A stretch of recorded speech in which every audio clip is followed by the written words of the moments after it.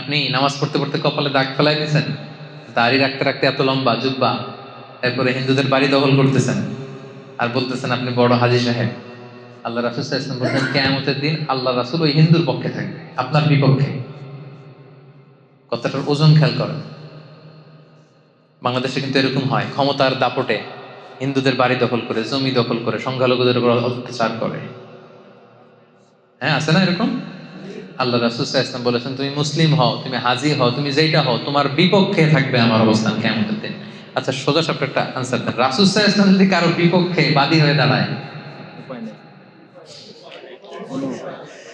যার শাফাআত ছাড়া আমরা জান্নাতে ঢুকে কল্পনাই করতে পারি না, তিনি আমার বিপক্ষে আল্লাহর সুপ্রিম কোর্টের ট্রাইব্যুনালে আমার বিপক্ষে, জান্নাতে যাওয়ার কোনো সুযোগ কি আমার সেদিন থাকবে? জন্য খবরদার। সংখ্যালঘুদের ব্যাপার দেখেন ইসলাম কত কঠিন হুঁশিয়ারি দিয়েছে। আমার হিন্দু ভাইরা, এই আলোচনা যদি কেউ আপনারা শুনেন, এটা যখন ইউটিউবে যাবে, রাসূল সাল্লাল্লাহু আলাইহি ওয়াসাল্লাম বলেছেন আপনাদের পক্ষে, সে 1400 বছর আগে আপনাদের পক্ষে, আপনাদের রাইটসের জন্য, আপনাদের অধিকারের জন্য রাসূল সাল্লাল্লাহু আলাইহি ওয়াসাল্লাম লড়াই করেছেন। স্পষ্ট ঘোষণা, সংখ্যালঘুদেরকে আক্রমণ করলে, এদের উপর অত্যাচার করলে, জুলুম করলে, এদের প্রাপ্য অধিকার থেকে বঞ্চিত করলে, আমি নবী কিয়ামতের দিন সংখ্যালঘুর পক্ষে দাঁড়াবো, তার বিপক্ষে দাঁড়াবো। আমাদের ভালোবাসা সব যেন হয় মহান রবের জন্য, রাগ ক্ষোভ ঘৃণাগুলো তাও যেন হয় শুধু প্রভু তোমারই জন্য। ভালোবাসি বাসি ভালো ভালো। আল্লাহ পৃথিবীতে এমন কোনো রোগ বালাই মুসিবত এগুলো পাঠান না যেটার কোনো সলিউশন আল্লাহ রাখেন না। রোগও আছে, ওই রোগ থেকে ভালো হওয়ার মেডিসিনও আছে। এটা বের করতে হয়তো আমাদের সময় লাগতেছে, আরও ডেভেলপ হবে একটা অ্যাক্টিভ, একটা ভালো ভ্যাকসিন। এটা আসতে, বাজারে আসতে 5 থেকে 10 বছর লেগে যায়। আমরা তো 6 মাস 1 বছর এই ভ্যাকসিন পেয়ে গিয়েছি। এটা আল্লাহ তাআলার দরবারে শুকরিয়া। আমরা যারা ভ্যাকসিন নেই নাই তারা যেন ভ্যাকসিন নিয়ে নেই। সবসময় আমি ভ্যাকসিনের ব্যাপারে বলি যে আমাদেরকে আরবিতে একটা লিগ্যাল ম্যাক্সিম আছে যে আল ইরতিকাবু বিআখাফিদ দারারাইন, দুইটা যদি ক্ষতি থাকে, দুইটার একটা আপনাকে চুজ করতে হবে, যেটাতে ক্ষতি কম আপনি ওইটা চুজ করবেন। এটা হচ্ছে ইসলামের গাইডলাইন। তো ভ্যাকসিন নিলে কিছু না কিছু ক্ষতি তো হয়, কিন্তু এটার উপকার বেশি, ঠিক কিনা? তো এই জন্য এই ভ্যাকসিন, এই শিফা, এই রেমেডি সিস্টেম, এটা আমাদেরকে নিতে হবে। আল্লাহ তাআলা আমাদেরকে সবাইকে সুস্থ রাখুন, হেফাজতে রাখুন, নিরাপদে রাখুন। সম্মানিত সুধী, আমি একটা টপিক নিয়ে আজকে আপনাদের সাথে কথা বলতে চাই। সেটা হচ্ছে রিলেশন উইথ নন মুসলিম। ভিন্ন ধর্মাবলম্বীদের সাথে অ্যাজ এ মুসলিম আমাদের সম্পর্কটা কেমন হওয়া উচিত অন্য ধর্মাবলম্বীদের সাথে। How should be our relationship with the people of different faith. আমাদের ফেইথ একটা, অন্যদের ফেইথ আরেকটা। লাকুম দীনুকুম ওয়ালিয়া দিন। They have their faith and we have our faith. তো এই যে ভিন্ন ধর্মের অনেক লোকদের সাথে আমাদের বসতে হয়, মিশতে হয়, উঠতে হয়, ডিলিংস করতে হয়, তাদের সাথে আমাদের সম্পর্কের স্বরূপটা কেমন হবে, ধরনটা কেমন হবে, এ ব্যাপারে ইসলামের গাইডলাইনটা কি, এ ব্যাপারে আমরা কথা শুনবো। আর মালয়েশিয়াতে বোধ করি এই টপিকটা খুবই রিলেভেন্ট, কারণ এটা একটা মাল্টি রিলিজিয়াস সোসাইটি। এখানে যেমনি আমাদের মালয় ভাইরা, এরা হচ্ছে মুসলিম, এরপর আছে আমাদের তামিল ভাইরা আছে, ওনারা হিন্দু ধর্মাবলম্বী, আমাদের চাইনিজ ভাই বোনেরা আছেন, ওনারা মোস্ট প্রবাবলি বুদ্ধিস্ট, তাই না? বড় ধর্ম ধরলে এই তিনটাই।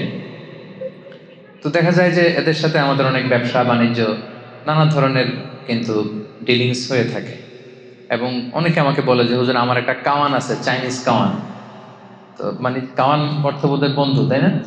তো আপনাদের এরকম আছে না বিধর্মী কাওয়ান? আচ্ছা, অন্য ধর্মাবলম্বী এরকম কাওয়ান কিন্তু থাকে অনেকের।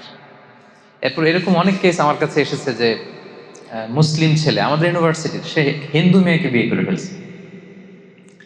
তারপর বৌদ্ধ ধর্ম অবলম্বন করতেছে, এরকম চাইনিজ মেয়েকে বিয়ে করে ফেলছে। তারা যদি রিভার্টেড হয়ে মুসলিম হয়ে তারপর আপনার সাথে, মুসলিম পুরুষের সাথে বিবাহ বন্ধনে আবদ্ধ হয়, এতে কোনো সমস্যা নেই। কিন্তু যদি সে তার ধর্মে থাকে তখন এটা একটা ক্রাইসিস না?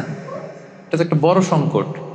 সে হিন্দু, ছেলে মুসলিম, এখন হবেটা কি? বিয়ে হয়ে গেছে অলরেডি, ভালোবাসা হয়ে গেছে, এদের মধ্যে ফিলিংস হয়ে গেছে, এক্সচেঞ্জ হয়ে গেছে। এই জটিল জটিল ব্যাপারগুলো কিন্তু আমাদের কাছে প্রায় প্রশ্ন আসে। তো আশা করি আপনারা যদি একটু কষ্ট করে শেষ পর্যন্ত মনোযোগ দিয়ে শোনেন, এই রিলেটেড বিষয়গুলো আজকে আপনাদের কাছে আশা করছি ক্লিয়ার হবে। আমরা এই টপিকটাতে মৌলিকভাবে 7টা পয়েন্টকে কাভার করবার চেষ্টা করব।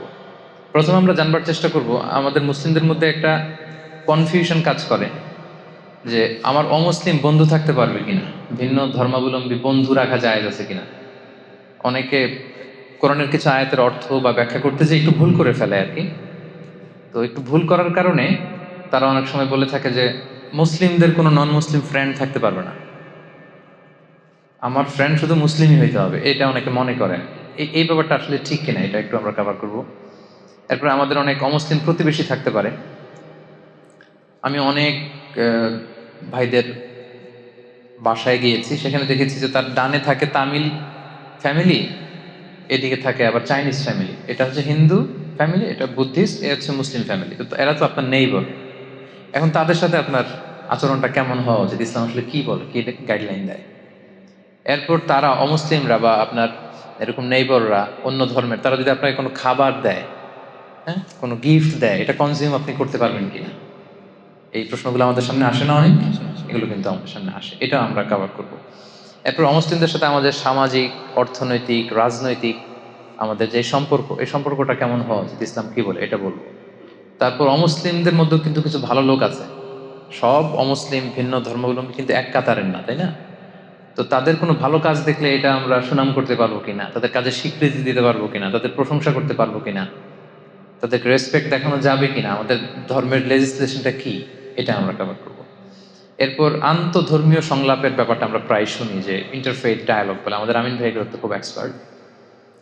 সাম্প্রদায়িক সম্প্রীতি যেটা আমরা বলি, কমিউনাল হারমোনি, এবং রিলিজিয়াস কো এক্সিস্টেন্স। মালয়েশিয়া কিন্তু it's a nice role model of religious coexistence. ধর্মীয় সহাবস্থানের জন্য গোটা বিশ্বে মালয়েশিয়া কিন্তু একটা রোল মডেল। 3টা ধর্ম এরা মিলে কি শান্তিতে একসাথে বসবাস করতেছে, এগুলো আমি অ্যাড্রেস করবো আমার আলোচনায়। এবং সব শেষে মুসলিম ল্যান্ডে, মুসলিম ভূখণ্ডে নন মুসলিম বা অমুসলিম সংখ্যালঘুদের অধিকারের ব্যাপারে ইসলাম কি বলে। এই যে কিছুদিন আগে আপনারা কুমিল্লার নানুয়া দিঘির পাড়ে আপনারা শুনেছেন, এক হনুমানের পায়ের মধ্যে কোরআনের কপি রাখা থেকে শুরু করে কি তুল কালাম কাণ্ড হয়ে গেল। সেখানে মুসলিমরা যে আক্রমণ করতেছে হিন্দুদেরকে, হিন্দুরা আবার তেড়ে আসতেছে মুসলিমদের দিকে, এই যে একটা ভয়ঙ্কর অবস্থা। তো এগুলো আসলে অনেক রাজনৈতিক উদ্দেশ্য হাসিলের জন্য, নিজেদের ফায়দা হাসিলের জন্য কিছু দুষ্কৃতিকারীরা কিন্তু এটা করে। আদতে কিন্তু বাংলাদেশে এরকম দাঙ্গার হিস্ট্রি নেই। আমরা কিন্তু আবহমান কাল থেকে হিন্দু মুসলিম একসাথে, মানে একই সাথে আমাদের রোজাও চলে, এদের আবার পূজাও চলে এক সময়। আমরা তাফসির প্রোগ্রাম করলে এরা, এদের ঢোল বাদ্য বাজানোর প্রোগ্রাম থাকলে এরা আকপিস করে দেয়। আবার আমরা যদি আগে জানি ওখানে হিন্দুদের বড় প্রোগ্রাম, আমরা আমাদের তাফসির প্রোগ্রামকে একটু আকপিস করি। তো এই সুসম্পর্ক সম্প্রীতি কিন্তু আমাদের দেশে আছে। তো এত সুখ আবার অনেকের পছন্দ হয় না। বাংলাদেশে এত সমৃদ্ধি, এত সম্প্রীতি, ফলে কিন্তু নানা ধরনের ষড়যন্ত্রের কবলে আমাদের এই বাংলাদেশের সম্প্রীতি কিন্তু এখন হুমকির মুখে আমরা দেখতে পাচ্ছি। তো এগুলো থেকে বেরিয়ে আসার উপায় কি এবং ইসলাম আমাদেরকে কি গাইডলাইন দেয়, এই বিষয়ে আজকে আমরা কথা শুনবো। তাহলে মূল টপিক ছিল what should be our relation with the people of different faith, আর সাব টপিক কি কি থাকবে এটা আমি আপনাদের সাথে শেয়ার করলাম। পুরো বুঝতে পেরেছেন ব্যাপারটা, কি নিয়ে আলোচনা করব? বোরিং হচ্ছে না তো আপনারা? তো প্রথমে আমরা বলবো যে অমুসলিমরা আমাদের বন্ধু হতে পারবে কিনা। এই ব্যাপারটা নিয়ে কথা বলতে যে আমাদের অনেক মুসলিম ভাই বোনেরা একটু সংশয়ে থাকেন কোরআনের কয়েকটা আয়াত নিয়ে। আয়াতগুলো কি একটু বলি। 1 নম্বর হচ্ছে সূরা আলে ইমরানের 28 নম্বর আয়াতের অর্থ করতে যে একটু গুলিয়ে ফেলেন। আল্লাহ তাআলা সে আয়াতে বলছেন লা ইয়াত্তাখিদিল মুমিনুনাল কাফিরিনা আউলিয়া মিন দুনিল মুমিনিন, অর্থাৎ বিশ্বাসীরা, মুমিনরা যেন মুমিন ছাড়া অন্য কাউকে, মানে কাফির কাউকে, কাফিরদেরকে যেন আউলিয়া হিসেবে গ্রহণ না করে। রিপিট, আমার আবারও বলছি, বিশ্বাসীরা যেন আরেক বিশ্বাসীকে ছাড়া কোনো কাফিরকে তাদের আউলিয়া না বানায়। এখন আউলিয়া মানে কি? আউলিয়ার অর্থ করতে যে অনেকে অর্থ করে বন্ধু, অনেক ট্রান্সলেশনে কি বলে বন্ধু, আসলে এই অর্থটা ভুল। মুমিন যেন মুমিন ছাড়া অন্য কাউকে বন্ধু না বানায়, কথাটা ঠিক না। তাহলে সঠিকটা কি আমরা বলবো এখন। আরেকটা আয়াত এরকম আছে, কনফিউশনে পড়ে যায়, সূরাতুল মায়েদার 51 নম্বর আয়াত। আল্লাহ তাআলা বলছেন ইয়া আইয়ুহাল্লাযীনা আমানু লা তাত্তাখিদুল ইয়াহুদা ওয়ান নাসারা আউলিয়া, মানে ওহে বিশ্বাসীরা, তোমরা ইহুদি নাসারাদেরকে তোমাদের আউলিয়া বানিও না। এটার অর্থ অনেকে করে কি বন্ধু।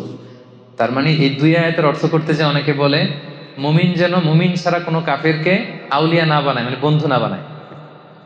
আবার পরের আয়াতে, ওহে বিশ্বাসীরা খবরদার ইহুদি নাসারাদেরকে তোমাদের আউলিয়া বানিও না। অর্থ কি করে? বন্ধু বানিও না। এই ব্যাপারটাতে সংশয়। আসলে আউলিয়া শব্দটা হচ্ছে বহু বচন, এর এক বচন হচ্ছে ওয়ালি। আমরা বলি না ওয়ালি ওয়ালি, অলি বলি না অলি, বড় আল্লাহর অলি, এই অলি আর কি, শুদ্ধ আরবি হচ্ছে ওয়ালি। তো ওয়ালির প্লুরাল হচ্ছে আউলিয়া। ওয়ালির অনেক অর্থ, বন্ধু বা ফ্রেন্ড এটাও জন্য একটা অর্থ, আরো অনেক অর্থ আছে। এখানে আসলে পারফেক্ট অর্থ হবে যদি আপনি বলেন যে বন্ধু না বলে যদি অর্থ আপনি গার্ডিয়ান বলেন, প্রোটেক্টর বলেন, ভেরি ইন্টিমেট ক্লোজ ফ্রেন্ডশিপ বলেন, তখন অর্থটা ঠিক আছে। তার মানে সঠিক অর্থ হবে কোনো মুমিন যেন মুমিনকে বাদ দিয়ে কোনো কাফিরকে তার গার্ডিয়ান না বানায়। পার্থক্য আছে না? এক জায়গায় বলা হলো বন্ধু, আর আরেক জায়গায় বলা হচ্ছে গার্ডিয়ান। সো গার্ডিয়ান যদি বলা হয় তাহলে পারফেক্ট অর্থ হয়, মানে আমরা কোনো নন মুসলিমকে আমাদের গার্ডিয়ান বানাতে পারবো না। পারবো নাকি? আমাদের গার্ডিয়ান ওরা কিভাবে হবে? হলে তো আমাদের ইমানদার যিনি আছেন, আমাদের নেতা, আমাদের প্রিয় ভাজন যিনি আমাদেরকে গাইড করে লিড দেয়, সে হবে মুমিন, হবে মুমিনের বলি, আল্লাহ আল্লাহ রাসূল হবে মুমিনদের বলি। তো ওয়ালায়া, ওয়ালায়া যেটা গার্ডিয়ানশিপ, এটা হচ্ছে আ'লা মিনাস সাদাকা, বন্ধুত্বের চেয়ে এটা অনেক উপরে। কিন্তু সিম্পলি আমরা যে ভুলটা করে ফেলি, আমরা বন্ধু বলে ফেলি। কাফির আমার বন্ধু হতে পারবে না, ইহুদি নাসারা আমার বন্ধু হতে পারবে না, এটা ভুল। আসল অর্থ হবে ইহুদি নাসারা কাফির অন্য ধর্মের কেউ আমাদের গার্ডিয়ান হতে পারবে না। কথা বুঝতে পেরেছেন? তাহলে প্রথম পয়েন্টটা ক্লিয়ার না? বন্ধু হতে কোনো সমস্যা নাই, স্বাভাবিক যে ফ্রেন্ডশিপ এটা হতেই পারে। যে কারোর সাথে হতে পারে না? হতে পারে। এই যে এখানে আপনি আছেন, এই যে কাওয়ান কাওয়ান বলতেছিলাম কেন? আপনাদেরকে বোঝানোর জন্য আর কি। কাওয়ান ওয়ার্ডটা আমার লাগতেছিল আপনাদেরকে বোঝানোর জন্য। তো তারা আপনাদের আসলে কাওয়ান হতে পারে, বন্ধু হতে পারে, কোনো সমস্যা নেই। কিন্তু তাদেরকে ওইরকম লয়াল গার্ডিয়ানশিপ দেওয়া যাবে না, তাদেরকে প্রোটেক্টর হিসেবে নেওয়া যাবে না, কিন্তু স্বাভাবিক বন্ধুত্ব হতে পারে। তাহলে প্রথম যেই আমাদের মিসকনসেপশন, এটা আপনাদের কাছে ক্লিয়ার হয়েছে? ক্লিয়ার। এটা আরো ক্লিয়ার হবে আপনাদের কাছে আমি যদি কোরআনের আরেকটা আয়াতকে এখানে রেফার করি, সূরাতুল মুমতাহিনার ৮ নম্বর আয়াত, যে আয়াতটি দিয়ে আমি আজকের আলোচনা শুরু করেছি। সেখানে আল্লাহ তাআলা বলছেন, লা ইয়ানহাকুমুল্লাহু আনিল্লাযীনা লাম ইউকাতিলুকুম ফিদ-দীন ওয়া লাম ইউখরিজুকুম মিন দিয়ারিকুম আন তাবাররুহুম ওয়া তুকসিতু ইলাইহিম ইন্নাল্লাহা ইউহিব্বুল মুকসিতিন। এর মানে হচ্ছে, যারা অমুসলিমদের মধ্য থেকে যারা তোমাদের সাথে যুদ্ধ করে না আর তোমাদেরকে তোমাদের ঘর বাড়ি থেকে তাড়িয়ে দেয় না, তাদের সাথে ভালো আচরণ করতে কিন্তু আমি আল্লাহ নিষেধ করি নাই।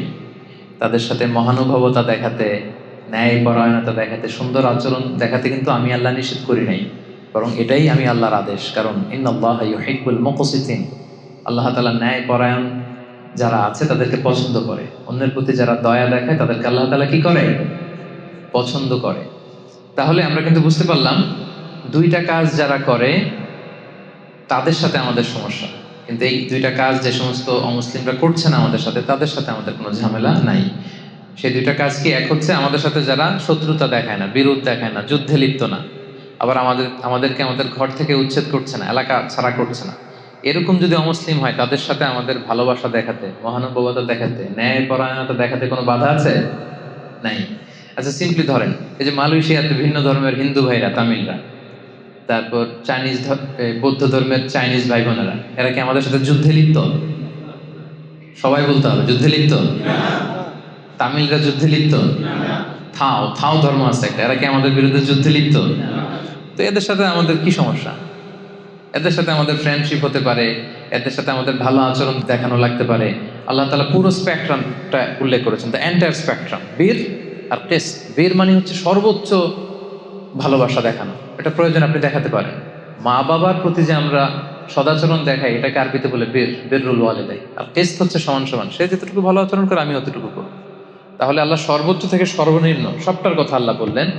কেউ যদি তোমাদেরকে তেড়ে না আসে, ধর্মযুদ্ধে লিপ্ত না হয় তোমাদের সাথে, তোমাদেরকে ভিটামাটি ছাড়া করতে না চায়, তাদের সাথে ভালো আচরণ করতে আমি আল্লাহর কোনো নিষেধ নাই।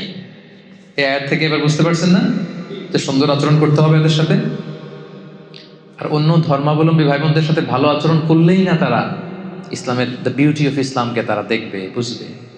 আপনি সুন্দর সুন্দর ইসলামের কথাগুলো যদি পৌঁছে দেন, মানুষের সাথে শেয়ার করেন, আপনি অবাক হবেন কিভাবে পঙ্গপালের মতো মানুষ, অন্য ধর্মের লোকের আপনার কথা শুনতে আসবে, তারা আপনাকে দেখে ইমপ্রেস হবে। কারণ you are the ambassador of Islam. আমরা প্রত্যেকে ইসলামের অ্যাম্বাসেডর। আমার কাছে সবচেয়ে বেশি ভালো লাগে যে অনেক বিধর্মী ভাইরা আমার সাথে কথা বলতে আসে। এয়ারপোর্টে বিভিন্ন জায়গায় অনেক হিন্দু ছেলেরা দৌড়ে আসে, বলে হুজুর আপনার সাথে একটা সেলফি তুলবো। অন্যদেরকে না করলেও এদেরকে আমি না করি না। আমি বলি যে হ্যাঁ তোলো, যত মনে চায় তোলো। এই তো গত পরশু বোধহয় বুকিট বিনতাং এরিয়াতে আমার একটা কাজ ছিল, হঠাৎ এক ছেলে দৌড়ে আসছে, দেখে বলতেছে হুজুর একটু গ্লাসটা নামা। তো গ্লাস নামালাম, বলতেছে আমি কি বড়ুয়া যেন বললো, বড়ুয়া। বলতেছে আমি বৌদ্ধ ধর্মের, বাড়ি কোথায়, কক্সবাজার। তো কি করো, এখানে কাজ করি। তো বলে আমি বৌদ্ধ হলেও আপনার আলোচনা সব শুনি আমি, আপনার আলোচনাগুলো আমার খুব ভালো লাগে, আমি অনেক কিছু শিখতেছি। So this is the way. এইভাবেই তো ওদের কাছে পৌঁছতে হবে আমাদের। এমন তো হতে পারে সে আলোচনাগুলো শুনতে শুনতে ইসলামের সৌন্দর্য, ইসলামের এই যে ব্রড সেন্স, ইসলামের এই মাধুর্য, এগুলো দেখে একসময় সে কালেমা পড়ে কিন্তু মুসলমান হয়ে যেতে পারে না? আমাদের অনেক প্রোগ্রামে অনেক অন্য ধর্মের ভাই বোনেরা কিন্তু এসে কালেমা পড়ে মুসলমান হচ্ছে, তারা শাহাদা বাক্য পাঠ করতেছে। তো আপনি যদি ওদের সাথে কথাই না বলেন, আপনি যদি ওদেরকে শত্রু জ্ঞান করেন, তো তারা কি আপনার সাথে মিশতে পারবে? পারবে না, তো কাছেই তো আসতে পারবে না। মুসলিম হওয়া, আমাদের ইসলাম সম্পর্কে জানা তো দূরের কথা। তাহলে সম্মানিত ভাইয়ের এটা ক্লিয়ার হলো যে আসলে বন্ধুত্বে, কোনো সাধারণ বন্ধুত্বে কোনো সমস্যা নেই। এবং যারা আমাদের প্রতি হেট্রেড ছড়ায়, তারপর হিংসা ছড়ায়, আমাদের সাথে বিরোধে লিপ্ত, আমাদেরকে উৎখাত করতে চায়, এদের সাথে আমাদের রিয়েকশন ভিন্ন। কিন্তু স্বাভাবিকভাবে কোনো অন্য ধর্মের লোকদের সাথে আমাদের খারাপ আচরণের সুযোগ নেই, বরং আল্লাহ তাআলা তাদের সাথে মহানুভব হতে বলেছেন, ভালো আচরণ করতে বলেছেন। যত সর্বোচ্চ আচরণটা, আমাদের ভালো আচরণের সর্বোচ্চটা কিন্তু তাদেরকে দেখাতে বলেছেন, যাতে এগুলো দেখে তারা ইসলামের প্রতি কি হয়, আকৃষ্ট হয়। বুঝতে পেরেছেন না ব্যাপারটা? ক্লিয়ার তো না? আচ্ছা, এবারে এতক্ষণ তো দলিল দিলাম, এবার কিছু কমন সেন্স বলি। এটা কমন সেন্সও আমাদের বলে যে আমাদের যেই ন্যাচারাল লাভ, ভালোবাসা, এইটা আমরা আটকাবো কিভাবে? এটা তো আটকানোর সুযোগ নাই। সহজাত ভালোবাসা যেটা, যেটা এমনি মন থেকেই আসে। দেখবেন অনেক, আমি কুমিল্লাতে থাকতে এক হিন্দু দোকান থেকে মুদির সদাই করতাম আর কি, মুদি আইটেমটা কিনতাম। অন্য মুসলিমদের ওখানে কেন যেতাম না, মানে একবার তার দোকানে যাওয়ার পরে এত ভালো আচরণ, এত তার সুন্দর ডিলিংস, আমাকে সে মুগ্ধ করেছে। তো বাধ্য হয়ে একে আর বাদ দিতে পারি নাই। বাজারে গেলেই আমি এর কাছ থেকে সদাইটা নিয়ে নিতাম। তো এই যে আমার মুগ্ধতা, তার সততা দেখে, তার নিষ্ঠা দেখে, এটার কি আমার হাত আছে? হৃদয়ের উপরে তো আমার হাত নাই। এজন্য ইসলাম সহজাত যে ভালোবাসাটা তৈরি হয় অন্যের প্রতি, এটাতে বাধা দেয়। সিম্পলি একটা উদাহরণ দিয়ে বলি, আল্লাহ রাসূল সাল্লাল্লাহু আলাইহি ওয়াসাল্লামের চাচা আবু তালেব, উনি কি ইসলাম ধর্ম গ্রহণ করেছিলেন? জানেন আপনারা, উনি কিন্তু ইসলাম ধর্ম গ্রহণ করেনি, মুশরিক ছিলেন। কি ছিলেন? শিরকের উপরই ইন্তেকাল করেছেন। এমনকি মৃত্যুর বিছানায় আল্লাহ রাসূল সাল্লাল্লাহু আলাইহি ওয়াসাল্লাম যে বললেন, চাচা একবার শুধু বলেন আশহাদু আল্লা ইলাহা ইল্লাল্লাহ ওয়া আশহাদু আন্না মুহাম্মাদান আবদুল্লাহি ওয়া রাসূলুহু, বাকিটা আমি আল্লাহর সাথে বুঝবো, শুধু একবার এটা আপনি আমাকে বলেন। কারণ আজীবন রাসূল সাল্লাল্লাহু আলাইহি ওয়াসাল্লামকে শেল্টার দিয়েছিলেন উনি, আর্থিক shelter, financial shelter, political shelter, social shelter. মানে নিজের বাবা যেরকম সন্তানকে আগলে রাখে, রাসূল সাল্লাল্লাহু আলাইহি ওয়াসাল্লামের চাচা আবু তালেব আগলে রেখেছিলেন, কিন্তু ইসলাম ধর্ম গ্রহণ করেননি। তো রাসূল সাল্লাল্লাহু আলাইহি ওয়াসাল্লাম এই চাচাকে অনেক ভালোবাসতেন। তো রাসূল সাল্লাল্লাহু আলাইহি ওয়াসাল্লাম যে ভালোবাসতেন, এটা কি অপরাধ ছিল? কারণ এটা সহজাত ভালোবাসা, এটা এমনিতেই চলে আসে। উনি মুশরিক ছিলেন, কিন্তু রাসূল সাল্লাল্লাহু আলাইহি ওয়াসাল্লাম অত্যন্ত ভালোবাসতেন। রাসূল সাল্লাল্লাহু আলাইহি ওয়াসাল্লামের প্রথম বিয়েটা আম্মা জান খাদিজাতুল কুবরা রাদিয়াল্লাহু তাআলা আনহার সাথে উনি নিজে পড়িয়েছেন, উনি নিজে খুতবা দিয়েছেন। বিয়ের মোহরানাটা নিজ পকেট থেকে আদায় করে দিয়েছেন। সুবহানাল্লাহি ওয়া বিহামদিহি। তো তাহলে আমরা কমন সেন্সে বুঝি যে সহজাত ভালোবাসা, ভালো লাগা, এটাতে কোনো দোষ নাই। যেমন আপনার ক্লাসমেট থাকতে পারে, হিন্দু ক্লাসমেট, যারা চাকরি করেন, কলিগ থাকতে পারে, বৌদ্ধ কলিগ থাকতে পারে না? তো সে বৌদ্ধ, সে হিন্দু, বিদায় কি আপনি আট চোখে তাকাবেন তার দিকে? সেও তো মানুষ, সেও কি মানুষ। সবার বাবা মা আদতে কিন্তু একজন, আদম আর হাওয়া। ঘুরে ফিরে কিন্তু আমরা ওই ওই বড় বিগ ফ্যামিলির part of the big family. কি বলেন? সো এই জন্য ইসলাম সহজাত ভালোবাসাকে নিষেধ করে না, যেটা এমনি একটা মুগ্ধতা কাজ করে, কারো সততা, কারো নিষ্ঠা দেখে তার প্রতি একটা ভালো লাগা, বন্ধুত্ব হতে পারে। বন্ধুত্বে কোনো সমস্যা নেই। সমস্যা হচ্ছে গার্ডিয়ান বানানো যাবে না। আমার সব কিছু আমি এর হাতে ছেড়ে দিলাম, উনি আমার যেটা বলে ওইটাই আমি করি না, এটা করতে নিষেধ করেছেন। আউলিয়া বলতে ওইটাকে নিষেধ করেছেন। আরেকটা প্রমাণ হচ্ছে, অমুসলিমদের প্রতি সহজাত ভালোবাসা যদি বৈধ না হতো, তাহলে আহলে কিতাবদেরকে বিয়ে করার বৈধতা ইসলামে থাকতো না। ইসলামে একটা বিধান আছে যেটা আমরা অনেকে জানি না।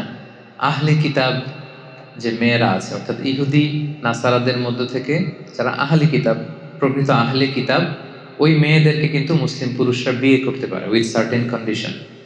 তো যাকে আমি বিয়ে করব সে আমার ধর্মের না, সে আহলে কিতাব, অন্য কিতাব মানে ওল্ড টেস্টামেন্ট মানে নিউ টেস্টামেন্ট মানে অন্য ধর্মের। তো তাকে বিয়ে করলে তো তাকে আমার ভালোবাসতে হবে, কি বলেন? যাকে আমি বিয়ে করব, এক ঘরের নিচে থাকবো, একসাথে থাকবো, তার সাথে আমার ভালোবাসার ব্যাপারটা আসবে না? তো তাহলে দেখেন যে স্বাভাবিক ভালোবাসা যদি অবৈধ হতো, তাহলে আহলে কিতাবদের যে নারীদের সাথে মুসলিম পুরুষদের বিয়ের বৈধতা উইথ সার্টেন কন্ডিশন, এটা কিন্তু হতো না। এক্ষেত্রে অনেক কন্ডিশন আছে। আল্লাহ তাআলা বলছেন ওয়াল মুহসানাতু মিনাল মুমিনাত ওয়াল মুহসানাতু মিনাল্লাযিনা উতুল কিতাব। ওখানে প্রাইমারি 3টা কন্ডিশন আয়াত থেকেই বোঝা যায়। এক হচ্ছে যে আল মুহসানাত মিনাল্লাযিনা উতুল কিতাব,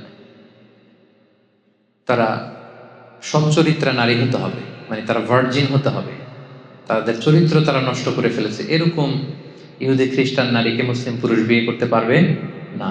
এরপর মিনাল্লাযিনা উতুল কিতাব, প্রকৃত আহলে কিতাব হতে হবে, মানে কিতাবের প্রতি বিশ্বাস থাকতে হবে। আয়াত থেকে যেটা বোঝা যায়, তাদের যে প্রকৃত অরিজিনাল বুক, যেখানে মুসা আলাইহিস সালামের কথা সংরক্ষিত আছে, ঈসা আলাইহিস সালামের কথা, এটা তাদেরকে মানতে হবে। তারপরে হচ্ছে মুসলিম দেশে হতে হবে এই বিয়েটা, অমুসলিম দেশে হলে চলবে না, ইবনে আব্বাস রাদিয়াল্লাহু তাআলা আনহুর মতে। এরপর আরো অনেক স্কলাররা মত দিয়েছেন যে তাদের সাথে শিরকের অ্যাটাচমেন্ট থাকতে পারবে না। সো এইভাবে অনেক অনেক কন্ডিশন।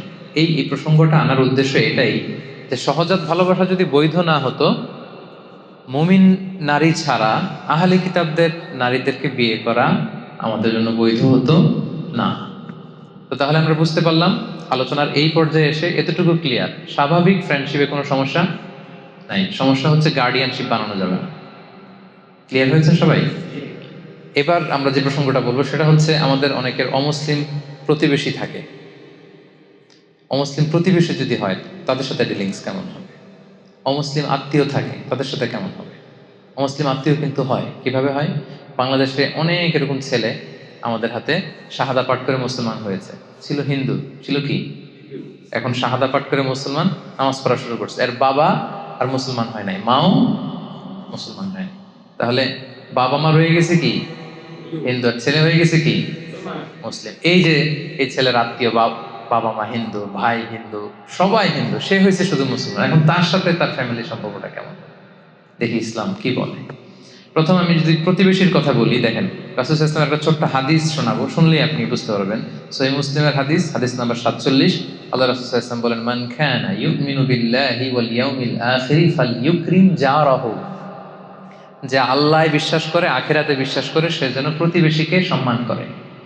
কাকে সম্মান করে? প্রতিবেশীকে। নাকি বলছে মুসলিম প্রতিবেশীকে? ধার্মিক প্রতিবেশী, দাড়িওয়ালা প্রতিবেশী, নামাজি প্রতিবেশী, আল্লাহওয়ালা প্রতিবেশী? In general, your neighbor. If you believe in God and the hereafter, you are supposed to respect your neighbor.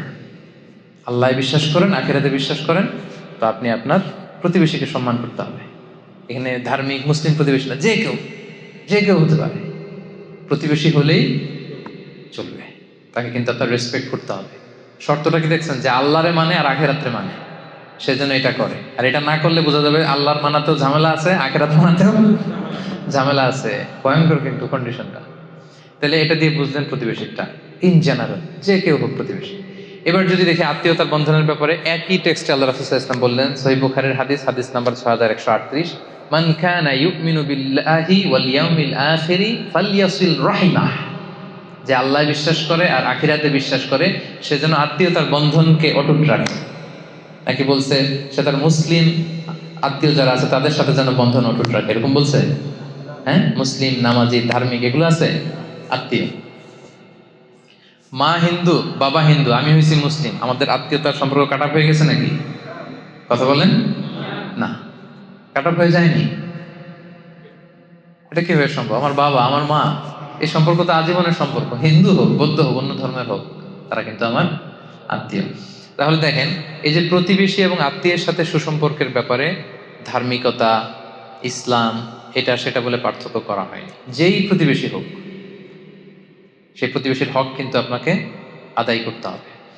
প্রতিবেশীর হক কি, এটা বিস্তর আলোচনা, এটা নিয়ে এক লম্বা আলোচনা হতে পারে। রাসূল সাল্লাল্লাহু আলাইহি ওয়াসাল্লাম বলেছেন তার যেন কষ্ট না হয়, তাকে দেখতে যাবা, তাকে ভিজিট করতে যাবা, এমনভাবে তোমার ঘর উঁচু করো না যে বাতাস আটকে যায়, সে আর বাতাস পায় না, এমনভাবে গাছ লাগিও না সূর্যের আলো তার ওখানে যায় না, তুমি সব নিয়ে নিচ্ছ। মানে এত এত প্রতিবেশীর ব্যাপারে বলতেছিলেন, সাহাবারা ভাবতেছিলেন, আমরা ভাবতেছিলাম হয়তো কিছুদিন পরে এমন আয়াত আসবে বা বিধান আসবে যে প্রতিবেশীদেরকে উত্তরাধিকার বানিয়ে দেওয়া হবে। মানে সাহাবারা ভয় পাচ্ছিলেন নাকি রাসূল এখন বলে যে ছেলে মেয়েদেরকে যেমনি সম্পদ দেওয়া লাগে, বাড়ির দুই দিকে যারা থাকবে এগুলো সম্পদও দেওয়া লাগবে। এইটাই শুধু বাকি ছিল। সুবহানাল্লাহ বিহামদিহি। শান্তির কি পয়গাম নিয়ে এসেছে ইসলাম। দেখেন আপনি, ইসলামের প্রত্যেকটা বিধান এতটা মানবিক, এতটা সুন্দর। সে হচ্ছে হিন্দু ধর্মের, এ বৌদ্ধ ধর্মের, কিন্তু যেই ধর্মেরই হোক, ইসলাম বলে তার খোঁজখবর নাও। সে বিপদে বললে তাকে সাহায্য করো, সে অসুস্থ হলে ভিজিট করো, you should visit the sick. সে হিন্দু হোক, বৌদ্ধ হোক, যে ধর্মের হোক। রাসূল সাল্লাল্লাহু আলাইহি ওয়াসাল্লাম অনেক ইহুদির বাসায় যে অসুস্থ হলে তাদেরকে দেখে আসতেন।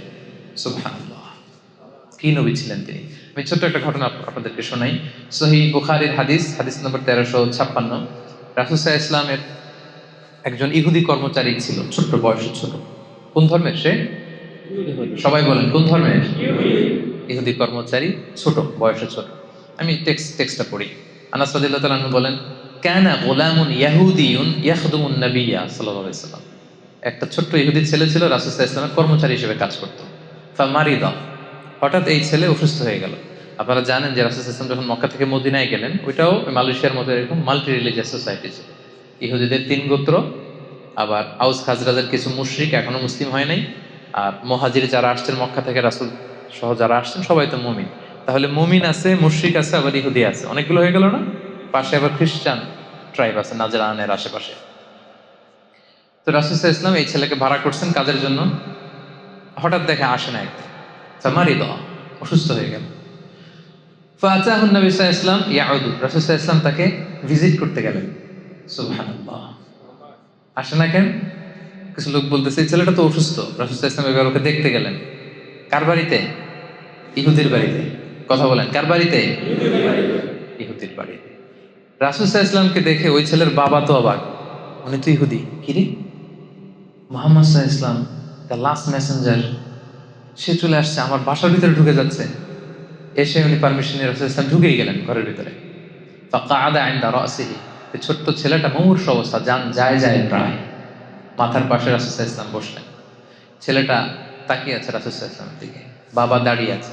রাসূল সাল্লাল্লাহু আলাইহি ওয়াসাল্লাম তাকে বললেন, আসলিম, ইসলাম ধর্ম গ্রহণ করো। এবার ছোট্ট ছেলে হঠাৎ শকড, যে আমাকে বলতেছে ইসলাম ধর্ম গ্রহণ করতে, কি করব? তো সে দাঁড়িয়ে থাকা বাবার চেহারার দিকে তাকালো। ফানাযারা ইলা ওয়াজহি আবি, দেখি আব্বা কি বলে, আব্বা কি বলে দেখি।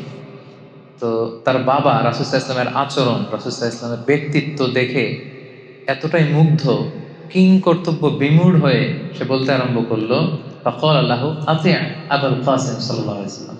ছেলেকে বলতেছে ঠিক আছে, উনি যা বলে তাই করো। সুবহানাল্লাহ। আবুল কাসেম, রাসূল সাল্লাল্লাহু আলাইহি ওয়াসাল্লামের সন্তানের নাম ছিল কাসেম। আবুল কাসেমের আনুগত্য করো, যা বলে তাই করো। তখন ছেলেটা বলতে আরম্ভ করলো, আশহাদু আল্লা ইলাহা ইল্লাল্লাহ ওয়া আশহাদু আন্না মুহাম্মাদার রাসূলুল্লাহ। ফাআসলামা, সে শাহাদা বাক্য পাঠ করে মুসলমান হয়ে গেল।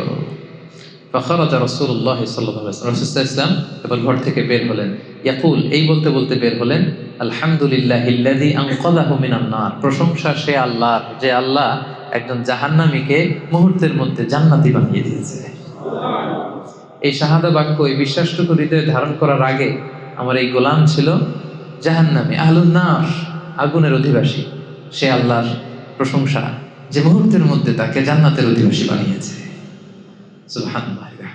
সহিহ বুখারীর হাদিস। এটা কেন আমি এখানে উল্লেখ করলাম, যে রাসূলুল্লাহ সাল্লাল্লাহু আলাইহি ওয়াসাল্লাম ইহুদির বাসায় যে অসুস্থকে ভিজিট করতেন, আর আমরা মুসলিম ভাই আরেক মুসলিমের খবর নেই না। আমরা তো মুমিন, ইমানের বন্ধনে আমরা আবদ্ধ, আমরা একে অপরের সাথে সুসম্পর্ক বজায় রাখি না। রাসূল সাল্লাল্লাহু আলাইহি ওয়াসাল্লাম ভিন্ন ধর্মাবলম্বীদের ঘরে যে তিনি ইসলামের বাণী পৌঁছিয়েছেন। ইসলাম তো এইভাবে প্রচার হয় নাই, আমরা তো জন্মসূত্রে ইসলাম পেয়েছি, এই জন্য এটার মর্ম বুঝি না। জন্মাই দেখি যে আজান, তারপর একামত, দেখি যে কোরআন হাদিস ওয়াজ মাহফিল, কিন্তু নবীরা প্রতিটা পদে পদে নিজেদেরকে প্রমাণ করে করে ইসলামের এই বাণীকে কিন্তু প্রচার করতে হয়েছে। আল্লাহ রাসূল সাল্লাল্লাহু আলাইহি ওয়াসাল্লাম ওনার আচরণ দিয়ে, ব্যক্তিত্ব দিয়ে এভাবে ইসলামের পয়গাম পৌঁছেছে। তবে সম্মানিত শুধু আমার প্রতিবেশী যে ধর্মের হোক, যে ধর্মের হোক, প্রতিবেশীর খোঁজ খবর আমাকে নিতে হবে। এখন থেকে পারবেন না আপনারা? আশেপাশে যারা থাকে যে ধর্মের হোক একটু খোঁজ নেন, অসুস্থ হলে কিছু নিয়ে যান, সামান্য ফল নিয়ে যান, একটু খোঁজ খবর রাখার চেষ্টা করেন। এটা হচ্ছে ইসলামের শিক্ষা। তাহলে প্রতিবেশী গেল। এবার আমরা যদি আত্মীয়তার কথা বলি, যে প্রফেটের টাইমে এরকম হয়েছে যে বাবা মুশরিক, ছেলে হচ্ছে মুসলিম, এরকম অনেক হয়েছে। আবার সহিহ বুখারীর আরেকটা হাদিস আপনাদের শোনাবো, হাদিস নাম্বার 3183। আল্লাহ রাসূল সাল্লাল্লাহু আলাইহি ওয়াসাল্লামের স্ত্রী আম্মা জান আয়েশা রাদিয়াল্লাহু তাআলা আনহা, ওনার বড় বোন আসমা বিনতে আবি বকর, বড় বোনের নাম কি? আসমা বিনতে আবি বকর। ওনারা আবার সহোদরা বোন ছিলেন না, মানে আপন বোন না। আবু বকর রাদিয়াল্লাহু তাআলা একাধিক বিয়ে করেছে। আয়েশা রাদিয়াল্লাহু তাআলার মা একজন, আসমা ওনার মা আরেকজন। আর আসমা অনেক বড় ছিল, 12 বছর বড় ছিল আয়েশা রাদিয়াল্লাহু তাআলা থেকে। তো হিজরত করে যখন উনি চলে এসেছেন, জুবাইর ইবনুল আওয়াম রাদিয়াল্লাহু তাআলা হচ্ছে ওনার হাজবেন্ড। তো মদিনাতে যখন চলে এসেছেন, এরপর হুদাইবিয়ার সন্ধি যখন হলো ষষ্ঠ হিজরিতে, হুদাইবিয়ার পরে মক্কা থেকে মদিনায় আসা যাওয়ার শিথিল করা হলো নিয়ম। এই যে কিছুদিন আগে আমাদের ইন্টারস্টেট ব্যান করা ছিল না, এরপরে কি করা হলো? শিথিল করা হলো যে ইন্টারস্টেট করা যাবে। তো এই সন্ধি হওয়ার আগে যুদ্ধ পরিস্থিতি ছিল। পিস এগ্রিমেন্ট যখন হলো হুদাইবিয়ার, তখন মক্কার লোক মদিনায় আসতে পারে, মদিনার লোক মক্কা যেতে পারে। তো এখন আসমার মা আবু বকর রাদিয়াল্লাহু তাআলা আনহুর স্ত্রী, ওনার নাম হচ্ছে কুতাইলা বিনতে আব্দুল উজ্জা। তিনি ছিলেন মুশরিকা। তিনি কি? আর মেয়ে আসমা হচ্ছে মুসলিমা। তাহলে মা মুশরিক, মেয়ে মুসলিমা। তো এখন মেয়েকে মিস করতেছেন, মেয়েকে দেখার জন্য উনি মক্কা থেকে মদিনায় আসেন। কিন্তু আসমা রাদিয়াল্লাহু তাআলা আনহা, উনি মায়ের কাছে যায় না। ওনার ধারণা আমি হচ্ছি মুসলিমা আর উনি হচ্ছেন মুশরিকা। হ্যাঁ, মুশরিকরা হচ্ছে নাজিস, অপবিত্র, আমি আমার মায়ের কাছে যাব না। আর সে যেহেতু আমার ভিন্ন ধর্ম অবলম্বন করে, ভিন্ন ফেথ, তো তার সাথে আমার কোনো সম্পর্ক নেই। ওনার কাছে ব্যাপারটা ক্লিয়ার ছিল না। তো উনি মা এসে বসে আছে, অনেক গিফট নিয়ে আসছে, সেই মদিনা থেকে মক্কা আপনারা জানেন কত মাইল দূর। আর এখন তো আমরা গাড়িতে চলে যাই, তখন সে ওটে করে, ঘোড়ায় করে লম্বা কষ্টের সফর শেষে আসতে হতো। উনি এসেছেন, কিন্তু মেয়ে তো দরজা খুলে না, মেয়ে যায় না। অনেক দিন ধরে উনি মদিনায় অপেক্ষা করলেন, মেয়ের সাথে দেখা পায় না। পরে উনি কনফিউশন দূর করার জন্য আল্লাহ রাসূল সাল্লাল্লাহু আলাইহি ওয়াসাল্লামের কাছে গেলেন, যে বললেন, ইয়া রাসূলুল্লাহ, ইন্না উম্মি কদিমাত আলাইয়া, আমার মা তো মক্কা থেকে মদিনায় এসেছে আমার সাথে মিট করার জন্য। মুশরিকা, ইন্নাহা মুশরিকা ইয়া রাসূলুল্লাহ, আপনি তো জানেন যে আমার মা তো এখনো ইসলাম ধর্ম গ্রহণ করেনি।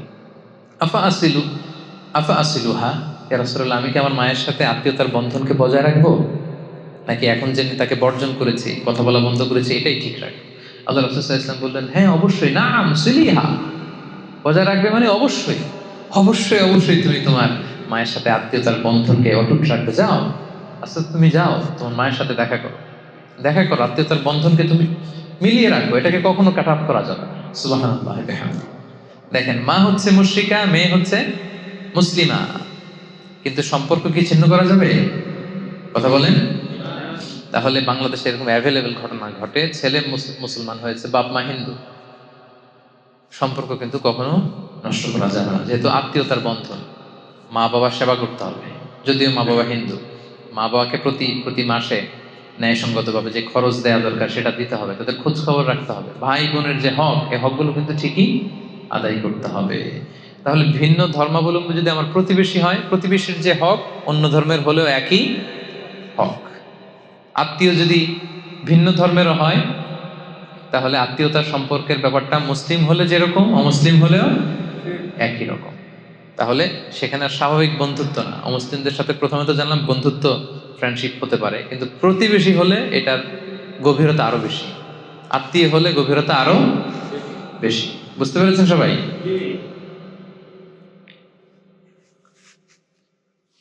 আচ্ছা, এবার যে পয়েন্টটা নিয়ে কথা বলবো আমরা, সেটা হচ্ছে অনেক সময় এরকম হয় যে নন মুসলিম কেউ অনেক সময় আমাদেরকে অনেক খাবার দেয়, গিফট দেয়, হতে পারে না এরকম? এই যে মালয়েশিয়াতে তো কি হয়, দিওয়ালি হয় না, এখানে দীপাবলি বলে, ইন্টারন্যাশনালি তো এটা হচ্ছে দিওয়ালি।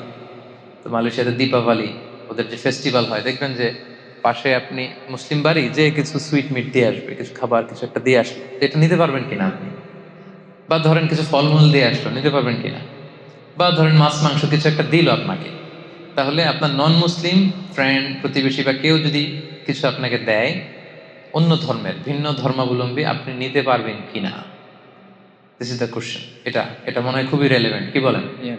আপনাদের এরকম বিভিন্ন সময় ঘটছে না এরকম কনফিউশন, কিরে নিব কি নিব না, খাবো কি খাবো না, জায়েজ কি না জায়েজ? আজকে ক্লিয়ার হয়ে যাবে। আমরা দেখি যে রাসূল সাল্লাল্লাহু আলাইহি ওয়াসাল্লাম কি করতেন। আল্লাহ রাসূল সাল্লাল্লাহু আলাইহি ওয়াসাল্লাম উনি ওনার জীবদ্দশায় অমুসলিমদের কাছ থেকে কিছু নিয়েছেন কিনা উপহার বা গিফট হিসেবে, এটা দেখলেই তো আমাদের কাছে ক্লিয়ার হয়, কি বলেন? জি। আচ্ছা। আল্লাহ রাসূল সাল্লাল্লাহু আলাইহি ওয়াসাল্লাম যখন ষষ্ঠ হিজরিতে মুশরিকদের সাথে হুদায়বিয়া সন্ধি করলেন 10 বছরের, তখন একটু কোয়াইট এন্ড কাম সিচুয়েশন, এখন আর যুদ্ধ টুদ্ধ নাই। তো রাসূল সাল্লাল্লাহু আলাইহি ওয়াসাল্লাম ভাবলেন যে দিস ইজ দ্য চান্স, এখনই তো সুযোগ, গ্লোবালি একটা গ্লোবাল নেভিগেশন দরকার হবে, গ্লোবালি আমি ইসলামটাকে ছড়াই দিব। উনি কাতেবে ওহীদেরকে ডেকে বললেন যে সবাই লিখো, আমার পক্ষ থেকে চিঠি লিখো। রাসূল ইসলাম নিজে লিখতেন না, লোক দিয়ে দিয়ে লেখাতেন। লিখো। রাসূল ইসলাম বলতেছেন, ওনারা চিঠি লিখতে আরম্ভ করলেন। বললেন যে বর্তমানে সুপার পাওয়ার কারা আছে বলো। তো সাহাবারা বলতে আরম্ভ করলো, একটা সুপার পাওয়ার আছে হচ্ছে ওই রোম সাম্রাজ্য, হিরাক্লিয়াস। লেখো, হিরাক্লিয়াসের কাছে লেখো। আর কে আছে? আরেকটা আছে কিসরা, পারস্যের সুপার পাওয়ার। আর কে আছে? আর ইস্কান্দারিয়ার মুকাউকেস আছে, মানে মিশরি সম্রাট। আর কে আছে? ওখানে ওখানে। তৎকালীন সময়ে যত বড় বড় সুপার পাওয়ার ছিল, রাসূল সাল্লাল্লাহু আলাইহি ওয়াসাল্লাম সবার কাছে তখন দাওয়াতি চিঠি লিখতে আরম্ভ করলেন। তো অধিকাংশ সুপার পাওয়ারদের কাছে, সম্রাটদের কাছে যখন চিঠি নিয়ে যাওয়া হলো, ওনারা কেউ কেউ ইসলাম ধর্ম গ্রহণ করেছেন, কেউ কেউ করেননি, কিন্তু প্রায় প্রত্যেকেই রাসূল সাল্লাল্লাহু আলাইহি ওয়াসাল্লামের কাছে গিফট পাঠিয়েছিলেন। সুবহানাল্লাহ। আমরা একটা ঘটনা শুনি। মিশরের তখন বাদশা ছিল মুকাউকেস। মুকাউকেস ছিল মিশরের বাদশা, আলেকজান্দ্রিয়াতে উনি থাকতেন। ওনার কাছে যখন রাসূল সাল্লাল্লাহু আলাইহি ওয়াসাল্লামের চিঠি পাঠানো হলো, উনি চিঠি পড়ে তো মুগ্ধ। তিনি বুঝতে পারলেন যে এটা তো নবী। তখন তিনি, যিনি চিঠি নিয়ে গিয়েছিলেন, মোস্ট প্রবাবলি হাতিব ইবনে আবি বালতাআ রাদিয়াল্লাহু তাআলা আনহু, ওনার কাছে করে উনি অনেক গিফট পাঠিয়েছিলেন। কি কি গিফট শুনেন। 1000 গোল্ড কয়েন। ওনার ধর্ম হচ্ছে খ্রিস্ট ধর্ম। যে বাদশা রাসূলকে গিফট পাঠিয়েছেন, ওনার ধর্ম কি? তার মানে উনি কোন ধর্মের? খ্রিস্টান। উনি 1000 গোল্ড কয়েন, 1000 স্বর্ণ মুদ্রা পাঠিয়েছেন। 2 বিউটিফুল ক্রিশ্চিয়ান স্লেভস, দুইজন খ্রিস্টান সুন্দরী নারী পাঠিয়েছিলেন, দাসী। তখনকার এই প্রচলনটা ছিল। একজনের নাম হচ্ছে মারিয়া বিনতে শামউন আল কিবতি, আরেকজনের নাম হচ্ছে সিরিন। তো মারিয়াকে তিনি স্ত্রী হিসেবে রেখেছিলেন, আর সিরিনকে তিনি আরেক সাহাবীর জন্য দিয়েছিলেন, হাসান বিন সাবিত রাদিয়াল্লাহু তাআলা আনহু। আল্লাহর রাসূল সাল্লাল্লাহু আলাইহি ওয়াসাল্লামের সভাপতি। এখানেই শেষ না, একজন পুরুষ কর্মচারী পাঠিয়েছিলেন 20 pieces of fine garments, 20 piece থান কাপড়। 20 পিস কি? যাতে রাসূল সাল্লাল্লাহু আলাইহি ওয়াসাল্লাম জামা বানাতে পারেন, থান কাপড় পাঠিয়েছেন। এরপর একটা গাধা পাঠিয়েছেন, একটা খচ্চর পাঠিয়েছেন। আল্লাহ রাসূল সাল্লাল্লাহু আলাইহি ওয়াসাল্লাম এই মুকাউকেসের পাঠানো সবগুলো গিফট তিনি গ্রহণ করেছিলেন। সুবহানাল্লাহ, সব গ্রহণ করেছে। ধর্ম কি ছিল? খ্রিস্টান। কথা বলে না, খ্রিস্ট ধর্ম। আজকে মিজানুর রহমান আজহারি যদি নাই, আজকে ধরেন যে এখানকার খ্রিস্টান কোন ফেইথ লিডার, ধরেন চার্চের পোপ শুনলো যে বাংলাদেশে একজন দায়ী, তো তাকে আমি দুইটা, রাসূল সাল্লাল্লাহু আলাইহি ওয়াসাল্লামকে তো 20 পিস পাঠাইছে, ধরেন আমার জন্য 2 পিস থান কাপড় পাঠাইলো যে দিয়ে আসো তাকে। এরপরের দিন পত্র পত্রিকায় চলে আসবে এটা অবশেষে, না? আচ্ছা, তো তখন আসবে যদি খ্রিস্টান পাদ্রীর কাছ থেকে সে এগুলো নিছে, নাউযুবিল্লাহি মিন যালিক, আস্তাগফিরুল্লাহ। কত খারাপ, এত ভালো মনে করতাম ওনাকে। শেষমেশ খ্রিস্টানদের থেকে উনি জিনিসপত্র নেওয়া শুরু করলো। কিন্তু প্রফেট সাল্লাল্লাহু আলাইহি ওয়াসাল্লাম যে আসলে কি সুন্নাহ আমাদের জন্য রেখে গিয়েছেন, উনি আসলে কি করে গিয়েছেন, সেখান থেকে আমাদের শিক্ষাটা কি, ওইটাই আমাদের জানা। মুকাউকেস সে খ্রিস্ট ধর্মের সম্রাট ছিল, খ্রিস্টান। তার পাঠানো গিফট রাসূল সাল্লাল্লাহু আলাইহি ওয়াসাল্লাম নিয়েছেন। শুধু নিজেই নেন নাই, এক সাহাবীর সাথে শেয়ারও করেছেন। আর বেশিরভাগ জিনিস রাসূল সাল্লাল্লাহু আলাইহি ওয়াসাল্লাম বিভিন্ন সময় দিয়ে দিতেন মানুষকে। এগুলো রিসিভ করেছেন, আর কিছু হয়তো রেখেছেন, বেশিরভাগই দিয়ে দিয়েছেন। তার মানে অন্য ধর্মের কেউ যদি আপনাকে কোনো গিফট করে, আপনি নিতে পারবেন। এটা ক্লিয়ার হয়েছেন? আরো ক্লিয়ার করবো আমি সামনে। আলী রাদিয়াল্লাহু তাআলা আনহু উনি বর্ণনা করেন, মুসনাদে আহমদ ইবনে হাম্বলে হাদিসে এসেছে, উনি বলেন যে আহদা কিসরা লিরাসূলিল্লাহ সাল্লাল্লাহু আলাইহি ওয়াসাল্লাম ফাকাবিলা মিনহু ওয়া আহদা লাহু কাইসার ফাকাবিলা ওয়া আহদাত লাহুল মুলুকু ফাকাবিলা মিনহু। মানে রাসূল সাল্লাল্লাহু আলাইহি ওয়াসাল্লামকে কিসরা, কাইসার এবং যত যত রাজা বাদশারা যত গিফট রাসূলকে দিয়েছিলেন সবগুলো গিফট রাসূল সাল্লাল্লাহু আলাইহি ওয়াসাল্লাম গ্রহণ করেছিলেন। সুবহানাল্লাহ। এতগুলো খ্রিস্টানের কথা, তার মানে বাকিদের যদি হিসাব করেন দেখা যাবে যে কেউ ছিল ইহুদি, তারপরে কিসরার সে তো ছিল অগ্নি উপাসক, কিসরার প্রধান সে কি ছিল? অগ্নি উপাসক। তাদের দেয়া জিনিসও কিন্তু রাসূল সাল্লাল্লাহু আলাইহি ওয়াসাল্লাম নিয়েছেন। এরপর আলী রাদিয়াল্লাহু তাআলা আনহু নিজে যখন খলিফা ছিলেন, অগ্নি উপাসকদের একটা আপনার ফেস্টিভ্যাল হয়, নাইরুজ বলে ওরা। কি বলে? নাইরুজ, যেটাকে বাংলায় বলে নওরোজ, মানে নববর্ষ। নববর্ষের ওদের একটা ফেস্টিভ্যাল হয়, তখন আলী রাদিয়াল্লাহু তাআলা আনহুকেও তারা গিফট দিত। আলী রাদিয়াল্লাহু তাআলা আনহু সেই গিফট গ্রহণ করতেন। এবার আমরা মুসান্নাফে ইবনে আবি শাইবার একটা হাদিস শুনবো। আয়েশা রাদিয়াল্লাহু তাআলা আনহার কাছে এক নারী এসে বললেন, আম্মা জান, অগ্নি উপাসকরা তাদের নওরোজের প্রোগ্রামের সময় আমাদেরকে ভুনা পাখি উপহার হিসেবে পাঠায়। কি পাঠায়? ভুনা পাখি। ভুনা পাখি। আমরা কি এটা খাইতে পারবো? আম্মা জান আয়েশা বললেন, আম্মা মা যুবিহা লিযালিকাল ইয়াউম ফালা তাকুলু ওয়ালাকিন কুলু মিন আশজারিহিম। বলতেছে ওই দিন তাদের প্রোগ্রামে তারা যেটা জবাই করে, জবাইকৃত কোনো জিনিস খেতে পারবে না, বরং তাদের গাছের যে ফলমূল, শাকসবজি, এই সমস্ত মিষ্টান্ন যেগুলো দেয় এগুলো খেতে পারবা। তাহলে এখান থেকে আমরা বুঝতে পারলাম যে অন্য ধর্মের কেউ আপনাকে যদি মিষ্টি জাতীয়, চকলেট জাতীয় তাদের প্রোগ্রামে যা যা দেয় এগুলো আপনি খেতে পারবেন। আপনাকে যদি জামা কাপড় দেয়, নগদ কোনো গিফট করে, সেটা আপনি নিতে পারবেন, সব কিছুই নিতে পারবেন, অ্যাকসেপ্ট তারা জবাই করেছে এমন কোনো প্রাণী যদি তারা আপনাকে দেয়। লেটসে হিন্দুদের কোনো প্রোগ্রামে দীপাবলিতে তারা যদি মুরগি জবাই করে, গরু জবাই করে, ওইটা দিলে আপনি খেতে পারবেন না। বৌদ্ধরা জবাই করেছে এরকম কোনো প্রাণী দিলে আপনি খেতে পারবেন না, কারণ কোনো প্রাণীকে হত্যা করার আগে, জবাই করার আগে কি বলতে হয়? আল্লাহর নাম নিতে হয়। ওরা এটা নেয় না, এজন্য আমরা খেতে পারি না। তবে আহলে কিতাবদের কথা ভিন্ন। প্রকৃত আহলে কিতাব যারা in the name of god বলে, যারা বিসমিল্লাহ বলে জবাই করে, এরকম প্রকৃত আহলে কিতাবদের জবাই করে আপনি খেতে পারবেন। কিন্তু অন্য কোনো ধর্মের জবাই করা কোনো জিনিস আপনাকে দেয়া হলে আপনি খেতে পারবেন না। তো এমন তো না যে তারা শুধু আপনাকে ওই গোশতটাই দিবে, তারা হয়তো মাছ দিতে পারে, ডিম দিতে পারে, শাক দিতে পারে, ফলমূল সবই খেতে পারতেছে, শুধু ওই আইটেমটা আপনি খেতে পারবেন না। তাহলে অমুসলিম, ভিন্ন ধর্মের কেউ যদি আপনাকে কোনো উপহার সামগ্রী দেয়, সেটা কনজিউম করা কিন্তু আপনার জন্য জায়েজ আছে। এবং রাসূল সাল্লাল্লাহু আলাইহি ওয়াসাল্লামের সিরাত থেকে, সাহাবাদের প্র্যাকটিস থেকে কিন্তু আমরা এটা ক্লিয়ার করলাম। সবাই কি বুঝতে পেরেছেন? একেবারে ক্লিয়ার? পেছনে যারা বসেছেন আপনারাও? আচ্ছা, এবার আমরা তাদের সাথে ফিনান্সিয়াল ডিলিংস করা যাবে কিনা, নন মুসলিমদের সাথে ব্যবসায়িক লেনদেন, ফিনান্সিয়াল ট্রানজাকশন, এটা করা যাবে কিনা। রাসূল সাল্লাল্লাহু আলাইহি ওয়াসাল্লাম একটা হাদিস শোনাই, সহিহ মুসলিমের হাদিস, হাদিস নাম্বার 1603। দেখেন কত চমৎকার হাদিস, একটু খেয়াল করে শুনেন। আম্মা জান আয়েশা রাদিয়াল্লাহু তাআলা আনহা উনি বর্ণনা করেন, ক্বালাত ইশতারা রাসূলুল্লাহ সাল্লাল্লাহু আলাইহি ওয়াসাল্লাম মিন ইয়াহুদিয়্যিন তাআমান ওয়া রাহানাহু দিরআন মিন হাদীদ। রাসূল সাল্লাল্লাহু আলাইহি ওয়াসাল্লাম একবার এক ইহুদির কাছ থেকে কিছু খাবার কিনলো। খাবারটা ছিল বার্লি। কি ছিল? বার্লি। এক ইহুদির কাছ থেকে রাসূল সাল্লাল্লাহু আলাইহি ওয়াসাল্লাম কিছু খাবার কিনলেন। কার কাছ থেকে কিনলেন? ইহুদির কাছ থেকে। সবাই বলেন, কার কাছ থেকে?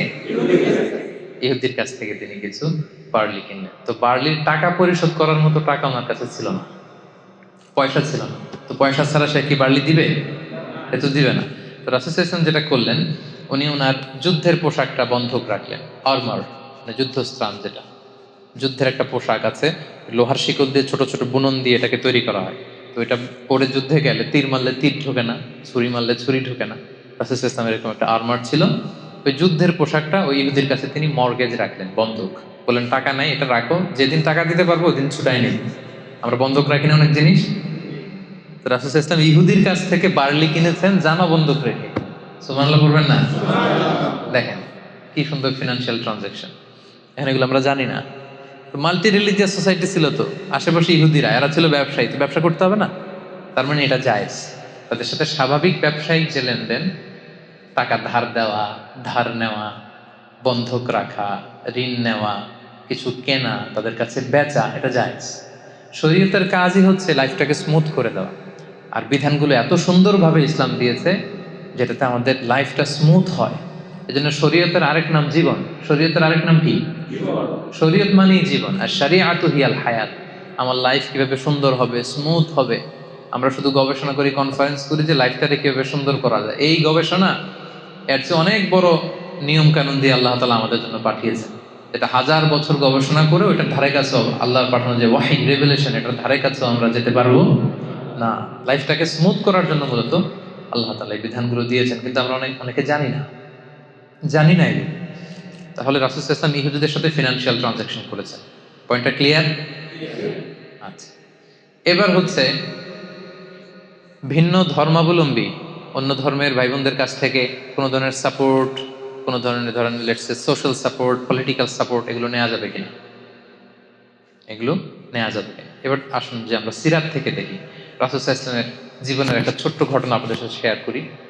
ওনার চাচা ইন্তেকাল করলেন। চাচার নাম কি? সবাই বলবেন কি নাম? বাবার মতো ভালোবাসতেন, শেল্টার দিতেন, উনি ইন্তেকাল করলেন। ওনার প্রথম স্ত্রীর নাম কি? খাদিজা রাদিয়াল্লাহু তাআলা আনহা। ফিনান্সিয়ালি সাপোর্ট করতেন, ঘরে তিনি সান্ত্বনা যোগাতেন। উনিও মারা গেলেন। রাসূল সাল্লাল্লাহু আলাইহি ওয়াসাল্লাম এর চেয়ে বেশি আর শকড হননি কখনো। চাচা নাই, ঘরে যে স্ত্রী সান্ত্বনা দিত উনিও নাই। রাসূল সাল্লাল্লাহু আলাইহি ওয়াসাল্লাম খুব একা বোধ করতে লাগলেন।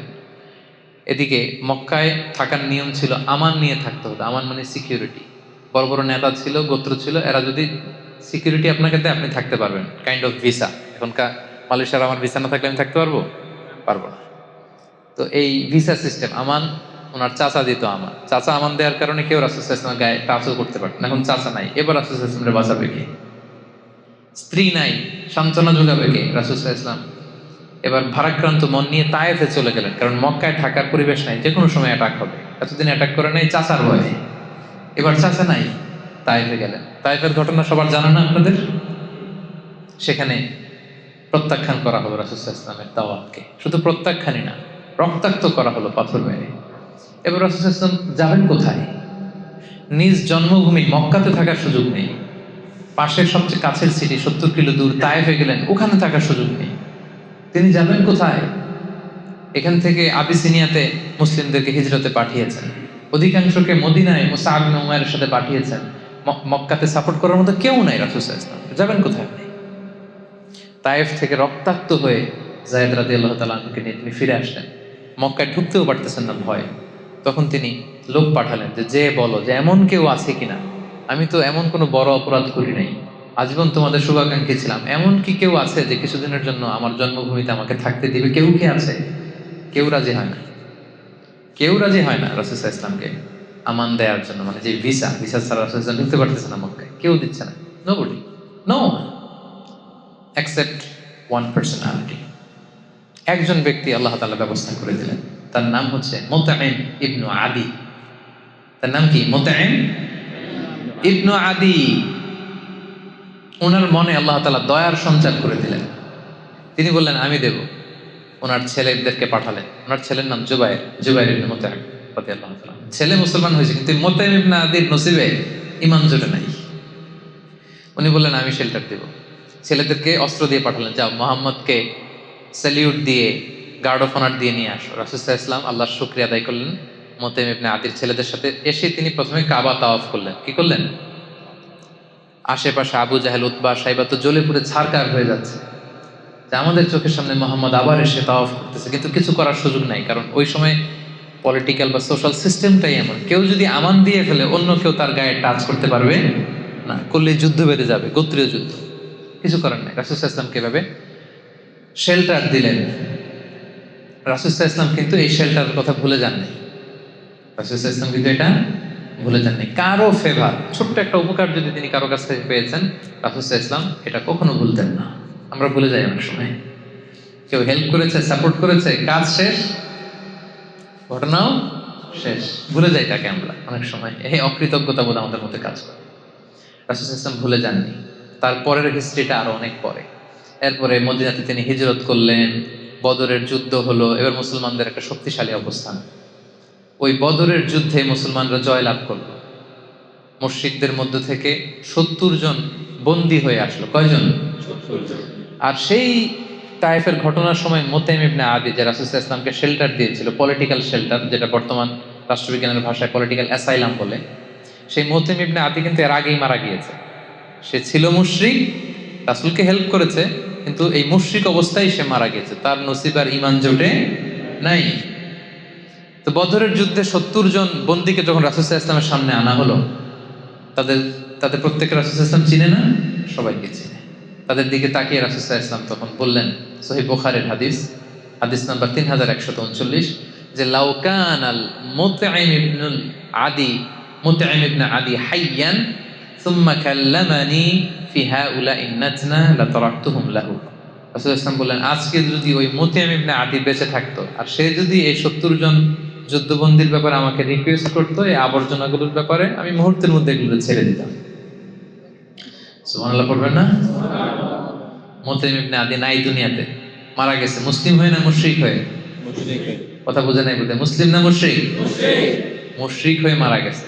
তারপরে as a token of respect, as a token of honour, তাকে সম্মান দেখাতে যে রাসূল ইসলাম বলতেছে, আজকে যদি সেই মুতঈম ইবনে আদি বেঁচে থাকতো, তার সম্মানে আজকে এই 70টা আবর্জনা, এই 70টা ময়লা আবর্জনাকে আমি উইদাউট র্যানসাম, কোনো মুক্তিপণ ছাড়াই আমি ওদেরকে ছেড়ে দিতাম। কি সম্মান দেখিয়েছেন মুতঈমকে। কেন সম্মান দেখালেন দেখি? আগে হেল্প করছিল না, বিপদের দিনে পলিটিক্যাল অ্যাসাইলাম পেয়েছিলেন তিনি মুতঈম ইবনে আদির কাছ থেকে, এটা রাসূল সাল্লাল্লাহু আলাইহি ওয়াসাল্লাম ভুলে যাননি। এই ঘটনাটা রিভিল করার কারণ হচ্ছে এখানে কয়েকটা জিনিস শিখলাম। এক হচ্ছে প্রয়োজনে, ক্রাইসিস মোমেন্টে অন্য ধর্মের লোকদের থেকেও পলিটিক্যাল সাপোর্ট নেওয়া যায়, যেটা রাসূল সাল্লাল্লাহু আলাইহি ওয়াসাল্লাম নিজেই নিয়েছেন তার সিরাতে, ঠিক কি না? নিজে গ্রহণ করেছেন, পলিটিক্যাল সাপোর্ট নিয়েছেন। এবং আরেকটা ব্যাপার যেটা শিক্ষণীয়, সেটা হচ্ছে যে কারো ফেভারকে কখনো ভুলে না যাওয়া। রাসূল সাল্লাল্লাহু আলাইহি ওয়াসাল্লাম তাকে সেখানে সম্মান দেখিয়েছেন, যদিও সে মুশরিক। যদিও কি ছিল?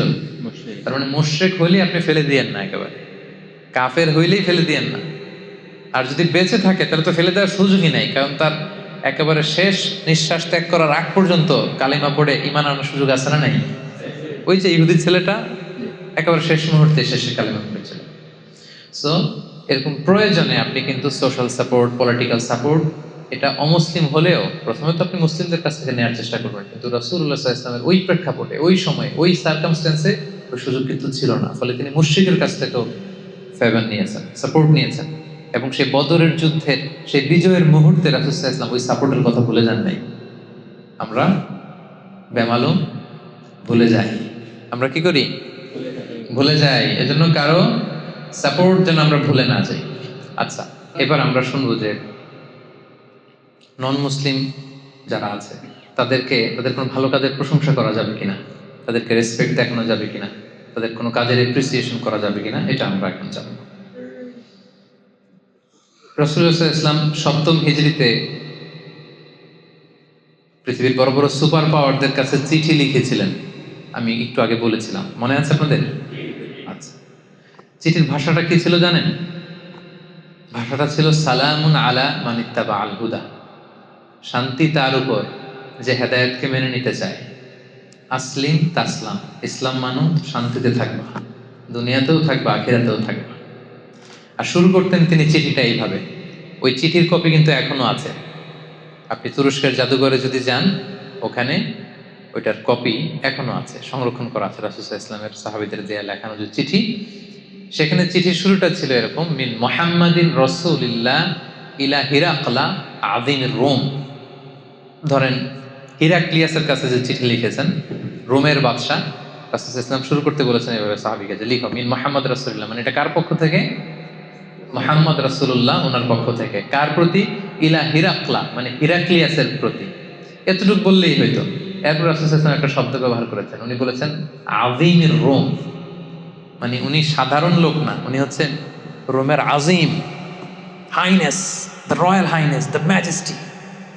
আপনি দেখবেন যে কেউ যদি কিং হয়, হ্যাঁ, কুইন হয় বা প্রেসিডেন্ট হয়, তাকে সম্মান করে এরকম বলতে হয় যে মাননীয়, মাননীয় প্রধানমন্ত্রী, তারপর মাননীয় রাষ্ট্রপতি, এরকম বলে না?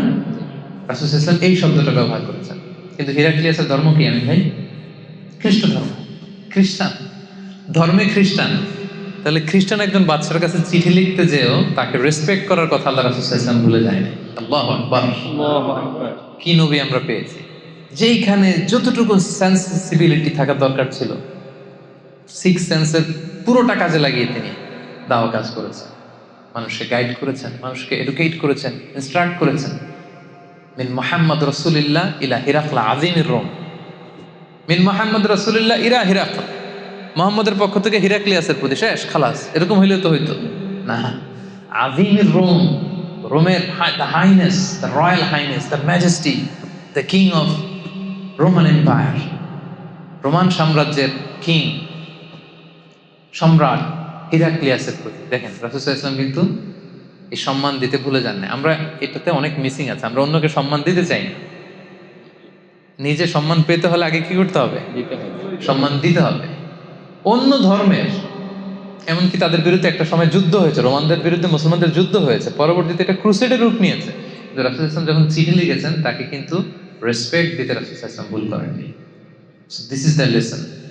এটা হচ্ছে আমাদের জন্য শিক্ষা যে আমরা অমুসলিমদের মধ্যে থেকে যারা সম্মানিত তাদেরকে সম্মানটা দিতে হবে। আরেকটা ছোট্ট উদাহরণ আমি দেই, যেটা ইবনে সাআদ একজন বিখ্যাত ঐতিহাসিক তার তবাকাত ইবনে সাআদের মধ্যে উনি উল্লেখ করেছেন। 3য় হিজরির কথা, উহুদের যুদ্ধ হবে। রাসূলুল্লাহ সাল্লাল্লাহু আলাইহি ওয়াসাল্লাম মদিনায় 3টা গোত্র, ইহুদি গোত্র ছিল। একটা হচ্ছে বনু কাইনুকা, আর একটা বনু নাদির, আর একটা বনু কুরাইজা। আপনারা ইতিহাস পড়লে প্রায় শুনবেন বনু কাইনুকা, বনু নাদির, বনু কুরাইজা, এই 3টা জিউস ট্রাইব ছিল। রাসূল সাল্লাল্লাহু আলাইহি ওয়াসাল্লাম ওদের সাথে চুক্তি করেছিলেন যে মদিনায় কেউ অ্যাটাক করলে, তোমাদেরকে অ্যাটাক করলেও আমরা তোমাদের সাথে শরীক হব, আমাদেরকে অ্যাটাক করলেও তোমরা শরীক হবা, সবাই মিলে মদিনা সেট করব। ডিসিশনটা সুন্দর না? এরা এগ্রি করেছে, এরা বলেছে ওকে। কিন্তু 3য় হিজরিতে 3000 সৈন্য নিয়ে যখন মক্কার কুরাইশরা মদিনায় অ্যাটাক করতে আসছে, এখন আর ইহুদিরা ঘর থেকে বেরোয় না। কথা কি এটা ছিল? কথা এটা ছিল? কথা কি ছিল? সবাই মিলে মদিনাকে প্রোটেক্ট করব, সেভ করব। এখন এরা কেউ বেরোয় না। রাসূল সাল্লাল্লাহু আলাইহি ওয়াসাল্লাম পড়ছেন বিভাগে, কি রে চুক্তি করে এরা চুক্তি ভঙ্গ করে। এখন রাসূল সাল্লাল্লাহু আলাইহি ওয়াসাল্লাম ওনার ব্যাটালিয়নকে সাজালেন, 1000 মুসলিমকে নিয়ে বেরোলেন। কোনো ইহুদি বেরোয় না, সবাই চুক্তি ভঙ্গ করতেছে, একজন ইহুদি ছাড়া। নাম হচ্ছে মুখাইরিক। কি নাম? মুখাইরিক। সে তলোয়ার নিয়ে, ঘোড়া নিয়ে বেরোইতেছে, আর প্রত্যেক গোত্রপতির কাছে যেয়ে বলে, এই ইহুদিরা তোমরা মুহাম্মদের সাথে চুক্তি করছো, সবাই মিলে বাঁচাবা। এরা কেউ এই অজুহাত দেয়, কেউ ওইটা দেয়, কেউ কয় এই সমস্যা ওই সমস্যা। তো সে বলে, তোমাদের যার যত সমস্যা থাক, আমি মুখাইরিক, আমার ওয়াদা আমি রাখবো। ঘোড়সাওয়ার হয়ে বেরিয়ে গেল। আর ছেলে মেয়েদেরকে বললেন, আমি যদি মারা যাই এই যুদ্ধে, আমার সম্পদ তোরা পাবি না, মুহাম্মদ পাবে, সে যা মনে চায় তাই করবে। সুবহানাল্লাহ। সে উহুদের যুদ্ধে গেল, বীর বেশে সে লড়াই করতে করতে করতে করতে সে সেখানে নিহত হলো। রাসূলুল্লাহ সাল্লাল্লাহু আলাইহি ওয়াসাল্লামের কাছে সংবাদ পৌঁছানো হলো যে রাসূলুল্লাহ, কোনো ইহুদিরা ঘর থেকে বের হয় নাই মদিনাকে প্রোটেক্ট করার জন্য, এক্সেপ্ট মুখাইরিক, এই যে তার লাশ, সে নিহত হয়েছে। রাসূলুল্লাহ সাল্লাল্লাহু আলাইহি ওয়াসাল্লাম তার লাশের সামনে যে সম্মান দেখালেন, তিনি বললেন, মুখাইরিক খায়রু ইয়াহুদ, Mukhairiq is the best among the Jews. পৃথিবীতে যত ইহুদি হতে পারে, ইহুদি আছে, সকল ইহুদিদের মধ্যে শ্রেষ্ঠ ইহুদি হচ্ছে মুখাইরিক। সুবহানাল্লাহ ওয়া বিহামদিহি। দ্য বেস্ট অ্যামং জিউস, সবচেয়ে শ্রেষ্ঠ ইহুদি মুখাইরিক। দেখেন আল্লাহ রাসূল সাল্লাল্লাহু আলাইহি ওয়াসাল্লাম, সে ইহুদি না খ্রিস্টান না মুশরিক, আল্লাহরে মানে কি মানে না এটা না, এগুলো ভুলে গেছেন। রাসূল সাল্লাল্লাহু আলাইহি ওয়াসাল্লাম as a token of appreciation তাকে সেলিউট জানালেন, তাকে সম্মান দেখালেন। সে যে তার ওয়াদা রেখেছে, রাসূল সাল্লাল্লাহু আলাইহি ওয়াসাল্লাম তাকে অ্যাপ্রিশিয়েট করলেন, বললেন দ্য বেস্ট অ্যামং জিউস, এর চেয়ে ভালো ইহুদি আর হতে পারে না। এখন মুখাইরিকের সাথে আল্লাহ তাআলা কি আচরণ করবে আমরা জানি না। যুদ্ধের ময়দানে এমনও তো হতে পারে তা সে ঈমান এনেছিল, হতে পারে না, আমরা জানি। তার সাথে তার রবের কি ঘটছিল, শেষ মুহূর্তটা কিভাবে কাটছিল, তোমরা কেউ জানি না, তার ফয়সালা আল্লাহ করবে। কিন্তু সে তার কথা রেখেছিল, এজন্য আল্লাহর হাবিব সাল্লাল্লাহু আলাইহি ওয়াসাল্লাম তাকে এই সম্মানটা দিতে ভুলে যান নাই। তাকে তিনি রেসপেক্ট করেছেন, অ্যাপ্রিশিয়েট করেছেন, এবং সব সাহাবীদের সামনে বলেছেন যে সে হচ্ছে শ্রেষ্ঠ ইহুদি। সে কি? শ্রেষ্ঠ ইহুদি। তো দেখেন, ইসলাম কিন্তু আমাদেরকে মানে ন্যারো মাইন্ডেড হতে বলে না। অন্য ধর্মের ভালো কাজ করলে যে আমরা অ্যাপ্রিশিয়েট করবো না এমনটা না। যেই ধর্মের হোক, যেই বিশ্বাসের হোক, ভালো কাজ করলেই এটার অ্যাপ্রিশিয়েট করতে হবে। তাহলে অন্য ধর্মাবলম্বী যারা, এদেরকে রেসপেক্ট দেখানোতে, প্রশংসা করাতে কোনো সমস্যা নেই। এটা আমরা ক্লিয়ার হয়েছে সবাই? আচ্ছা, তাহলে এটা আমাদেরকে খেয়াল রাখতে হবে যে অন্য ধর্মের হলেই যে তারা খারাপ এবং সবাইকে এক পাল্লায় মাপা, এটা আমাদের একটা বড় সমস্যা। সবাইকে কিন্তু এক পাল্লায় মাপা যাবে। সিম্পল একটা উদাহরণ দিয়ে যদি আমি আপনাকে বলি, আবু তালেব কি মুসলিম ছিল না মুশরিক? এটা উত্তর দিতে হবে সবাই, নাহলে বোঝা যাবে না। আবু তালেব রাসূল সাল্লাল্লাহু আলাইহি ওয়াসাল্লামের চাচা, মুসলিম না মুশরিক? মুশরিক। আবু জাহাল মুসলিম না মুশরিক? আচ্ছা, আবু তালেব কি অবস্থায় মারা গিয়েছে, মুসলিম না মুশরিক অবস্থায়? আবু জাহেল কি অবস্থায় মারা গিয়েছে? তাহলে আবু তালেব, আবু জাহেল দুইজনই মুশরিক, দুইজনই শিরকের উপর ইন্তেকাল করেছে, কিন্তু দুইজন কি এক? কথা বলেন, দুইজন কি এক? এক পাল্লায় মাপা যাবে? যাবে না তো। আবু তালেব রাসূল সাল্লাল্লাহু আলাইহি ওয়াসাল্লামের চাচা, আজীবন শুধু লা ইলাহাটাই পড়ে নাই, আর সব করেছে, শুধু লা ইলাহাটাই পড়তে পারে নাই। জানি না আল্লাহ তাআলা ওনার সাথে কি আচরণ করবেন। শুধু লা ইলাহাটাই পড়ে নাই, রাসূল সাল্লাল্লাহু আলাইহি ওয়াসাল্লামকে আগলে রেখেছে, আমান দিয়েছে, পলিটিক্যাল সাপোর্ট, সামাজিক সাপোর্ট, নিজের ছেলের চেয়ে বেশি আদর করেছে। আলী রাদিয়াল্লাহু তাআলা আনহু ওনার আপন ছেলে, জাফর ইবনে আবু তালেব আপন ছেলে, এদের চেয়ে বেশি আদর করেছে আল্লাহ রাসূল সাল্লাল্লাহু আলাইহি ওয়াসাল্লামকে, কিন্তু শিরকের উপর ইন্তেকাল করেছে। আর আবু জাহাল, এমন কোনো সুযোগ নাই রাসূল সাল্লাল্লাহু আলাইহি ওয়াসাল্লামের বিরুদ্ধে যেটা সে কাজে লাগায়নি। আজীবন কষ্ট দিয়েছে আমার নবীকে, বদরের যুদ্ধের শেষ নিঃশ্বাস ত্যাগ করা পর্যন্ত ইসলামের বিরুদ্ধে কাজ করে গিয়েছে। এও মুশরিক, এও মুশরিক, দুই মুশরিক কি এক? কথা বলেন। তাহলে সবাইকে এক পাল্লায় মাপা যাবে না, বুঝতে পেরেছেন? যদিও ভিন্ন ধর্মের হয়, অন্য ধর্মের হয়, তারা সবাই এক নয়। সিম্পলি আমরা এদেরকে তিনটা ক্যাটাগরি করতে পারি, তিনটা ক্যাটাগরি। এক নম্বর হচ্ছে যে যারা ইসলামের বিরুদ্ধে বিষোদ্গার ছড়ায়, আমাদের বিরোধী, আমাদের সাথে যুদ্ধ অবস্থায় আছে, তাদের সাথে আমাদের রিয়েকশন একরকম, কি বলেন, তাই না? যারা আমাদের বিরোধী, আমাদের সাথে যুদ্ধে লিপ্ত হতে চায়, তাদের সাথে রিয়েকশন একরকম। আরেকটা হচ্ছে নিউট্রাল, যারা অমুসলিম, পৃথিবীর বিভিন্ন দেশে যে অমুসলিম সাধারণ জনগণ, এদের সাথে আমাদের কোনো বিরোধ আছে? এদের সাথে আমাদের সুসম্পর্ক থাকবে, ফ্রেন্ডশিপ থাকবে। আরেকটা আছে শুধু নিউট্রালই না, বরং আমাদেরকে ভালোবাসে, এরকমও ভিন্ন ধর্মী আছে না নেই? যে বললাম না যে অনেক হিন্দু আমাদের প্রোগ্রামগুলোতে আসে। খুলনায় আমার একটা প্রোগ্রাম ছিল, আমার বলতেছে আয়োজক কমিটি, হুজুর কয়েকশো হিন্দু আসছে আপনার আলোচনার সাথে, কয়েকশো। ধর্ম কি? সবাই বলেন। কিন্তু তাফসীর শুনতে আসছে। তো তার তুলনা আর যারা ইসলামের বিরুদ্ধে যদি অন্য ধর্মের কেউ শত্রুতা করে, এই দুই গ্রুপ কি একরকম? কখনোই না। তাহলে অন্য ধর্মের লোক হতে পারে, তাদের মধ্যে অনেকে আছে মুসলিমদেরকে সাপোর্ট করে, তো তাদের প্রতি কিন্তু আমাদের ওই যে রাসূল সাল্লাল্লাহু আলাইহি ওয়াসাল্লাম মুতাইম ইবনে আদিকে যে রেসপেক্ট দেখিয়েছেন, মুখাইরিককে যেমনি অ্যাপ্রিশিয়েট করেছেন, এই রেসপেক্টটা কিন্তু আমাদের দেখাতে হবে। কথা কি ক্লিয়ার? তাহলে এক পাল্লায় মাপা যাবে না।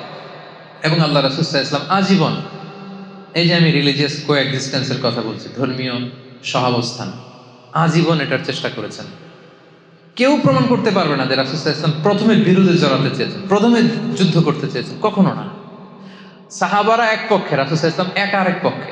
সব সাহাবারা বলে, ইয়া রাসূলুল্লাহ, আমাদের দেহের এক ফোঁটা রক্ত থাকতে উমরা না করে আমরা ফিরবো না, আমাদের তলোয়ার দরকার নেই, আমাদের হাতের লাঠি দিয়ে আমরা এদের সাথে যুদ্ধ করবো। রাসূল সাল্লাল্লাহু আলাইহি ওয়াসাল্লাম বললেন, না, পিস ট্রিটি করো, পিস এগ্রিমেন্ট, হুদায়বিয়ার সন্ধি।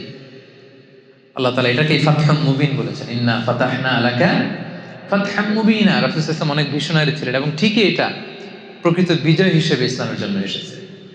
তাহলে দেখেন, এই যে পিস ট্রিটি হলো, পিস এগ্রিমেন্ট মক্কার কুরাইশদের সাথে, এদের ধর্ম কি ছিল? পেগানস, আইডোলেট্রিতে বিশ্বাসী ছিল, মানে মুশরিক। দেখেন, মুশরিকদের সাথে রাসূল সাল্লাল্লাহু আলাইহি ওয়াসাল্লাম কি করে? পিস ট্রিটি করে। আর আমরা মুসলিম ভাই বসতে পারি না এক টেবিলে। আমি মুসলিম, আমিও ইসলামী দলের প্রধান, উনিও ইসলামী দলের প্রধান। আমি ওনার বিরুদ্ধে ফেসবুকে স্ট্যাটাস দেই, উনি ইউটিউবে আমার হুমকি দেয়, আছে না নাই? এই তো এটাই চলতেছে, এটাই চলতেছে। আপনি ইসলাম কায়েম করতে চান, আপনি ইসলাম কায়েম করতে চান, আপনিও চান, আমিও চাই, কিন্তু এক টেবিলে বসতে পারি না, একসাথে মানে একসাথে চা খাবো, গল্প করবো, এটা হয় না। আর রাসূল সাল্লাল্লাহু আলাইহি ওয়াসাল্লাম মুশরিকদের সাথে পিস এগ্রিমেন্ট করেছেন, মুশরিকদের সাথে। এরা মূর্তির পূজা করত। মদিনায় এসে দেখলেন ইহুদিরা ডমিনেটেড এখানে, ওনাদের সাথে বিরুদ্ধে জড়ালেন না। রাসূল সাল্লাল্লাহু আলাইহি ওয়াসাল্লাম মদিনায় এসে আরেক সবাইকে ইন্টারফেথ ডায়ালগের কথা বললেন, আন্তঃধর্মীয় সংলাপ বললেন, কুল ইয়া আহলাল কিতাবি তাআলাউ ইলা কালিমাতিন সাওয়াইন বাইনানা ওয়া বাইনাকুম আল্লা না'বুদা ইল্লাল্লাহ ওয়া লা নুশরিকা বিহি শাইআ। ইহুদিদেরকে বলল যে, ইহুদিরা, আমাদের মধ্যে যে আনকমন ব্যাপারগুলো, এগুলো বাদ দাও, কমন যেটা আছে, আমাদের কমন গ্রাউন্ড, আসলে এটা নিয়ে একটু একসাথে বসি। তোমাদের নবী মুসা, উনি তো এক আল্লাহর কথা বলতো, খ্রিস্টানদেরকে বলেছেন জেসাস ক্রাইস্ট, যিশু খ্রিস্ট এক আল্লাহর কথা বলতো, আমি তো ওই এক আল্লাহর কথাই বলি। আসলে এই এক আল্লাহর প্রসঙ্গটাকে সামনে রেখে একসাথে একটু বসি। তাআলাউ ইলা কালিমাতিন সাওয়াইন বাইনানা ওয়া বাইনাকুম। শুধু এখানেই না, এই যে এসেন্স অফ রিলিজিয়ন, রাসূল সাল্লাল্লাহু আলাইহি ওয়াসাল্লাম বোঝাতে চাইলেন যে যেই বিষয়টাতে আমরা সবাই এক, তোমরাও এক, same to Musa, same to Jesus, same to me, তাওহীদ, আসো এটাতে আমরা একত্রিত হই। তার মানে কি বোঝা গেল? রাসূল সাল্লাল্লাহু আলাইহি ওয়াসাল্লাম কি বিরোধ করতে চেয়েছেন না মিলেমিশে থাকতে চেয়েছেন? মিলেমিশে। এরপরে এখানে তিনি অ্যালায়েন্স করলেন ইহুদিদের সাথে, কোয়ালিশন করলেন, যেটাকে মদিনা চার্টার বলে। মদিনা সনদ নাম শুনছেন না আপনারা? মদিনা সনদ কি মুসলমানদের মধ্যে হয়েছিল নাকি? হ্যাঁ, কারা ছিল এখানে? মুসলিমরা ছিল, মুশরিকরা ছিল, ইহুদিরা ছিল এখানে। এবং এত সুন্দর, গোটা বিশ্বকে, মানে দ্বিতীয় নজির নাই এই চার্টার থেকে গোটা বিশ্বের এই হিউম্যান চার্টার, এই ডিক্লারেশন, ওই ডিক্লারেশন, নিয়ম কানুন, সব এগুলো রাসূল সাল্লাল্লাহু আলাইহি ওয়াসাল্লামের এখান থেকে কপি করা। এমন ভাবে তিনি ধারা সাজিয়েছেন যে সবাই মিলে মদিনাকে প্রোটেক্ট করবো। মালয়েশিয়ার যে নিয়ম, সাতু মালয়েশিয়া, মালয়েশিয়ার স্লোগানটার নাম কি? সাতু মালয়েশিয়া। মানে তুমি চাইনিজ হও, তুমি তামিল হও, তুমি মুসলিম হও, ইটস আপ টু ইউ, কিন্তু আমরা সবাই মালয়েরা মিলে এক জাতি। কত চমৎকার! মানে একটা nice role model of religious coexistence Malaysia, আলহামদুলিল্লাহ, very nice role model of religious coexistence. সবাই মিলে সাথে মালয়েশিয়া, এক মালয়েশিয়া, এটাই করেছিলেন রাসূল সাল্লাল্লাহু আলাইহি ওয়াসাল্লাম। সবাই মিলে আমরা মদিনাকে রক্ষা করব, কেউ কারোর বিরুদ্ধে যুদ্ধে জড়াবো না, স্ব ধর্ম স্বাধীনভাবে পালন করব। কিন্তু দুঃখজনক হলেও সত্যি, রাসূল সাল্লাল্লাহু আলাইহি ওয়াসাল্লামের পক্ষ থেকে কোনো ধরনের ঘাটতি ছিল না। অন্যান্য যারা ছিল ইহুদিদের মধ্যে থেকে গোত্রগুলো, একের পর এক তারা ট্রেচারি করার কারণে, রুলসগুলো ভঙ্গ করার কারণে এই মদিনা সনদ ভঙ্গ হয়েছে। কিন্তু রাসূল সাল্লাল্লাহু আলাইহি ওয়াসাল্লামের পক্ষ থেকে এই শান্তি নষ্ট করার কোনো কিছু তিনি কখনো করেন নাই। সবসময় চেয়েছেন এই যে রিলিজিয়াস কোএক্সিস্টেন্স বা একসাথে মিলেমিশে থাকা, ধর্মীয় সহাবস্থান, এটা কিন্তু রাসূল সাল্লাল্লাহু আলাইহি ওয়াসাল্লাম শিখিয়েছেন। সর্বশেষ কথা, শেষ কথা বলি, শেষ পয়েন্টটা আমাদের ছিল, সেটা হচ্ছে মুসলিম ল্যান্ডে অমুসলিম সংখ্যালঘুদের অধিকার। আরবিটা বলবো না, শুধু বাংলা হাদিস দুটা বলি। দেশ মুসলিম, এখানে যদি সংখ্যালঘু অন্য ধর্মের হিন্দু থাকে, বৌদ্ধ থাকে, তাদের রাইটের ব্যাপারে দেখেন ইসলাম কতটা ভয়ঙ্কর হুঁশিয়ারি দিয়েছে। আল্লাহ রাসূল সাল্লাল্লাহু আলাইহি ওয়াসাল্লাম বলেন, হাদিসটা সহিহ, যে কেউ যদি কোনো সংখ্যালঘুর উপর অত্যাচার করে, তার উপর জুলুম করে, সে যেটার প্রাপ্য এটা থেকে যদি কেউ বঞ্চিত করে, তাহলে কিয়ামতের ময়দানে আমি রাসূল সাল্লাল্লাহু আলাইহি ওয়াসাল্লাম তার পক্ষে, ওই মুসলিমের বিপক্ষে বাদী হয়ে আল্লাহর কোর্টে দাঁড়াবো। সুবহানাল্লাহ পড়তে বললেন না? আপনি নামাজ পড়তে পড়তে কপালে দাগ ফেলাই দিয়েছেন, দাড়ি রাখতে রাখতে এত লম্বা জুব্বা, এরপরে হিন্দুদের বাড়ি দখল করতেছেন আর বলতেছেন আপনি বড় হাজী সাহেব। আল্লাহ রাসূল সাল্লাল্লাহু আলাইহি ওয়াসাল্লাম বলছেন কিয়ামতের দিন আল্লাহ রাসূল ওই হিন্দুর পক্ষে থাকবে, আপনার বিপক্ষে। কথাটার ওজন খেয়াল করেন। বাংলাদেশে কিন্তু এরকম হয়, ক্ষমতার দাপটে হিন্দুদের বাড়ি দখল করে, জমি দখল করে, সংখ্যালঘুদের উপর অত্যাচার করে। হ্যাঁ, আছে না এরকম? আল্লাহ রাসূল সাল্লাল্লাহু আলাইহি ওয়াসাল্লাম বলেছেন, তুমি মুসলিম হও, তুমি হাজী হও, তুমি যেটা হও, তোমার বিপক্ষে থাকবে আমার অবস্থান কিয়ামতের দিন। আচ্ছা, সোজা সাপটা একটা আনসার দেন, রাসূল সাল্লাল্লাহু আলাইহি ওয়াসাল্লাম যদি কারো বিপক্ষে বাদী হয়ে দাঁড়ায়, উপায় নেই। যার শাফাআত ছাড়া আমরা জান্নাতে ঢুকে কল্পনাই করতে পারি না, তিনি আমার বিপক্ষে, আল্লাহর সুপ্রিম কোর্টের ট্রাইব্যুনালে আমার বিপক্ষে, জান্নাতে যাওয়ার কোনো সুযোগ কি আমার সেদিন থাকবে? জন্য খবরদার। সংখ্যালঘুদের ব্যাপার দেখেন ইসলাম কত কঠিন হুঁশিয়ারি দিয়েছে। আমার হিন্দু ভাইরা, এই আলোচনা যদি কেউ আপনারা শুনেন, এটা যখন ইউটিউবে যাবে, রাসূল সাল্লাল্লাহু আলাইহি ওয়াসাল্লাম বলেছেন আপনাদের পক্ষে, সে 1400 বছর আগে আপনাদের পক্ষে, আপনাদের রাইটসের জন্য, আপনাদের অধিকারের জন্য রাসূল সাল্লাল্লাহু আলাইহি ওয়াসাল্লাম লড়াই করেছেন। স্পষ্ট ঘোষণা, সংখ্যালঘুদেরকে আক্রমণ করলে, এদের উপর অত্যাচার করলে, জুলুম করলে, এদের প্রাপ্য অধিকার থেকে বঞ্চিত করলে, আমি নবী কিয়ামতের দিন সংখ্যালঘুর পক্ষে দাঁড়াবো, তার বিপক্ষে দাঁড়াবো। হাদিস নাম্বার 1। হাদিস নাম্বার 2, আল্লাহ রাসূল সাল্লাল্লাহু আলাইহি ওয়াসাল্লাম বলেন, কেউ যদি কোনো সংখ্যালঘুকে অন্যায়ভাবে হত্যা করে, কি করে? মানে এটা আরো ভয়ঙ্কর, এটা সহিহ বুখারীর হাদিস, হাদিস নাম্বার 6914। সংখ্যালঘুকে যদি অন্যায়ভাবে কেউ হত্যা করে, আল্লাহ রাসূল সাল্লাল্লাহু আলাইহি ওয়াসাল্লাম বললেন, কিয়ামতের দিন সে জান্নাতে তো যাবেই না, জান্নাতের ঘ্রাণও পাবে না। এজন্য খবরদার, ভয়ঙ্কর কথা কিন্তু আল্লাহ রাসূল সাল্লাল্লাহু আলাইহি ওয়াসাল্লাম বলেছেন। সো ইসলাম সব সময় ভিন্ন ধর্মাবলম্বীদের সাথে আমাদের সুসম্পর্কের কথা বলে, তাদের অধিকার সংরক্ষণের কথা বলে। এমনকি তারা যে মূর্তির পূজা করে, কোরআনের গাইডলাইন হচ্ছে লা তাসুব্বুল্লাযীনা ইয়াদউনা মিন দুনিল্লাহি ফায়াসুব্বুল্লাহা আদওয়াম বিগাইরি ইলম। খবরদার, আল্লাহকে ছাড়া তারা যে দেবী বা প্রতিমা, তাদের কাছে যেটা পবিত্র, এটা যে উপাসনা করে, ওই দেবী মূর্তি, এগুলোকে তোমরা গালি দিও না, খবরদার। এটা কোরআনের ডোনস, কোরআনের অনেকগুলো খুব স্ট্রিক্ট ডুজ অ্যান্ড ডোনস আছে। কোরআন বলেছে খবরদার, ওদের প্রতিমা, ওদের মূর্তি, ওদের দেবদেবী এগুলোকে গালি দিও না। দিলে কি হবে? ওরা আল্লাহকে গালি দিবে, ফলে তুমি কেমন যেন আল্লাহরে গালি খাওয়ানোর কারণ হলো, ঠিক কিনা? কারণ তুমি তো ওদের দেবীকে গালি না দিলে ওরা তোমার আল্লাহর গালি দিত না। তার মানে অমুসলিমদের সাথে যদি আমরা খারাপ আচরণ করি, তাদের দেবদেবীকে যদি আমরা গালি দেই, তাহলে কেমন যেন আমরা নিজেরা ইসলামকে ছোট করলাম। ইসলাম আমাদেরকে এটা শিক্ষা দেয়নি। ইসলাম সবসময় সহমর্মিতার কথা বলে, সাম্প্রদায়িক সম্প্রীতির কথা বলে, ধর্মীয় সহাবস্থানের কথা বলে, ইন্টারফেথ ডায়ালগের কথা বলে, যেগুলোকে সামনে রেখে আমরা একসাথে হতে পারি। ইসলামের মৌলিক শিক্ষার সাথে অন্য ধর্মের সাথে যে শিক্ষাগুলো মিল আছে, এগুলোকে সামনে নিয়ে কিন্তু আমরা একসাথে বসতে পারি, একসাথে কাজ করতে পারি। তাহলে সংঘাত এগুলো কমে যাবে। কথা বুঝতে পেরেছেন সবাই? তাহলে সংক্ষেপে যদি বলি, আমাদের স্বাভাবিক বন্ধুত্বে কোনো সমস্যা নেই, কিন্তু গার্ডিয়ানশিপ, লয়াল গার্ডিয়ানশিপ বানাতে সমস্যা। কি বলেন? এরপর ধরেন আমাদের সামাজিক যে ডিলিংস, আমাদের আমাদের যে রাজনৈতিক ডিলিংস, আমাদের অর্থনৈতিক যে ডিলিংস, এগুলোতে কোনো সমস্যা নেই। আমাদের আশেপাশে যদি অন্য ধর্মাবলম্বী আমাদের কোনো প্রতিবেশী থাকে, প্রতিবেশীর যে হক এটা কিন্তু আমাদেরকে আদায় করতে হবে। যদি আমাদের আত্মীয় থাকে অন্য ধর্মের, সে আত্মীয়তার বন্ধন কিন্তু আমাদেরকে অটুট রাখতে হবে, এবং প্রয়োজনে তাদের কাছ থেকে আমরা সাপোর্ট নিতে পারবো, আমরা তাদেরকে সাপোর্ট করতে পারবো।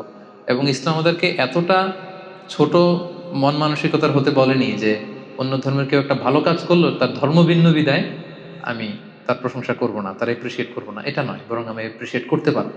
এমনকি আমরা তাদেরকে গিফট করতে পারবো, তারা কোনো গিফট দিলে সেটাও কিন্তু আমরা নিতে পারবো। আর আমরা যদি কোনো আমাদের মুসলিম স্টেট থাকে, সেখানে যদি অন্য ধর্মের লোকজন থাকে, তাদের সর্বোচ্চ রাইট দেওয়া রাষ্ট্রীয় আইনে, এটা কিন্তু আমাদের দায়িত্ব। আমাদের বাংলাদেশে যে ঘটনাগুলো ঘটছে, এটা কিন্তু খুবই দুঃখজনক। এগুলোর সাথে কোনো প্রকৃত মুসলমানের এখানে সম্পৃক্ততা থাকতে পারে না। এটা একটা বিশাল কনস্পাইরেসির অন্তর্ভুক্ত। সো আমাদেরকে সাবধানে থাকতে হবে, খুব ট্যাক্টফুলি এগুলোকে আমাদের হ্যান্ডেল করতে হবে। আর তার পাশাপাশি একই দেশে যদি অনেকগুলো ধর্মের লোক থাকে, সেক্ষেত্রে আমরা বলি যে এমনভাবে আমাদের নিজস্ব স্বকীয়তাকে বজায় রাখা, তাদের সাথে মিশতে যে সামাজিক মেলামেশা করতে যে আমরা যেন আমাদের স্বকীয়তাকে না হারাই। বিশেষ করে ইসলামের শিরকের গুনাহ সবচেয়ে বড় গুনাহ। আল্লাহ সব মাফ করেন, কিন্তু শিরকের গুনাহকে তিনি কখনো মাফ করেন না। তাদের যেখানে দেবদেবীর পূজা হচ্ছে, এটা তাদের কাছে ধর্মীয় অনুষ্ঠান, পবিত্র, কিন্তু আমরা কিন্তু সেখানে উপস্থিত থাকতে পারবো না। আমাদের তাওহীদের মধ্যে কোনো ধরনের ঘাটতি হয়, এটা প্রশ্নবিদ্ধ হয়, এমন কোনো কাজ কিন্তু আমরা কখনো করতে পারবো না। তারা শান্তিপূর্ণভাবে তাদের ধর্ম তারা পালন করবে, আমরা শান্তিপূর্ণভাবে আমাদের ধর্ম পালন করবো। They have their faith, we have our faith. আল্লাহ তাআলা খুব স্পষ্টভাবে বলেছেন, লাকুম দীনুকুম ওয়ালিয়া দীন। তারা তাদের ধর্ম সুন্দরভাবে পালন করবে, আমরা আমাদের ধর্ম সুন্দরভাবে পালন করবো। এবং এটাই হচ্ছে ইসলামের সাম্প্রদায়িক সম্প্রীতির শিক্ষা। ইসলাম সব সময় আমাদেরকে অন্য ধর্মের প্রতি শ্রদ্ধাশীল হতে বলে এবং ধর্মীয় সহাবস্থানের কথা বলে, মিলেমিশে একসাথে থাকবার কথা বলে। ইসলাম কখনোই দাঙ্গা, হাঙ্গামা, বিরোধ এগুলোতে কখনো জড়ানোর ব্যাপারে কিন্তু আমাদেরকে উৎসাহিত করে না। And this is the true essence of Islam. আল্লাহ তাআলা আমাদের সবাইকে কথাগুলো বোঝার ও আমল করার তৌফিক দান করুক। যতগুলো কথা বলেছি কোরআন সুন্নাহর আলোকে, দলিল ভিত্তিক বলেছি, তারপরেও আমার মনের অজান্তে কোনো মিস ইনফরমেশন যদি আমার মুখ ফসকে বেরিয়ে যায়, সেগুলো যেন আল্লাহ পাক আপনাদের স্মৃতিপট থেকে মুছে দেয়, আমরা পড়ি আমিন। আর সত্য, সুন্দর, কল্যাণ করে ইসলামের পক্ষে যা বললাম, তার সবগুলো আল্লাহ তাআলা প্রথমে আমাকে আমলের তৌফিক দান করুক এবং আপনাদের সবাইকে আমলের তৌফিক দান করুক, আমরা পড়ি আমিন। হাযা মা ইনদি ওয়াল ইলমু ইনদাল্লাহ আলাইহি তাওয়াক্কালতু ওয়া ইলাইহি উনীব। আসসালামু আলাইকুম ওয়া রাহমাতুল্লাহি ওয়া বারাকাতুহু।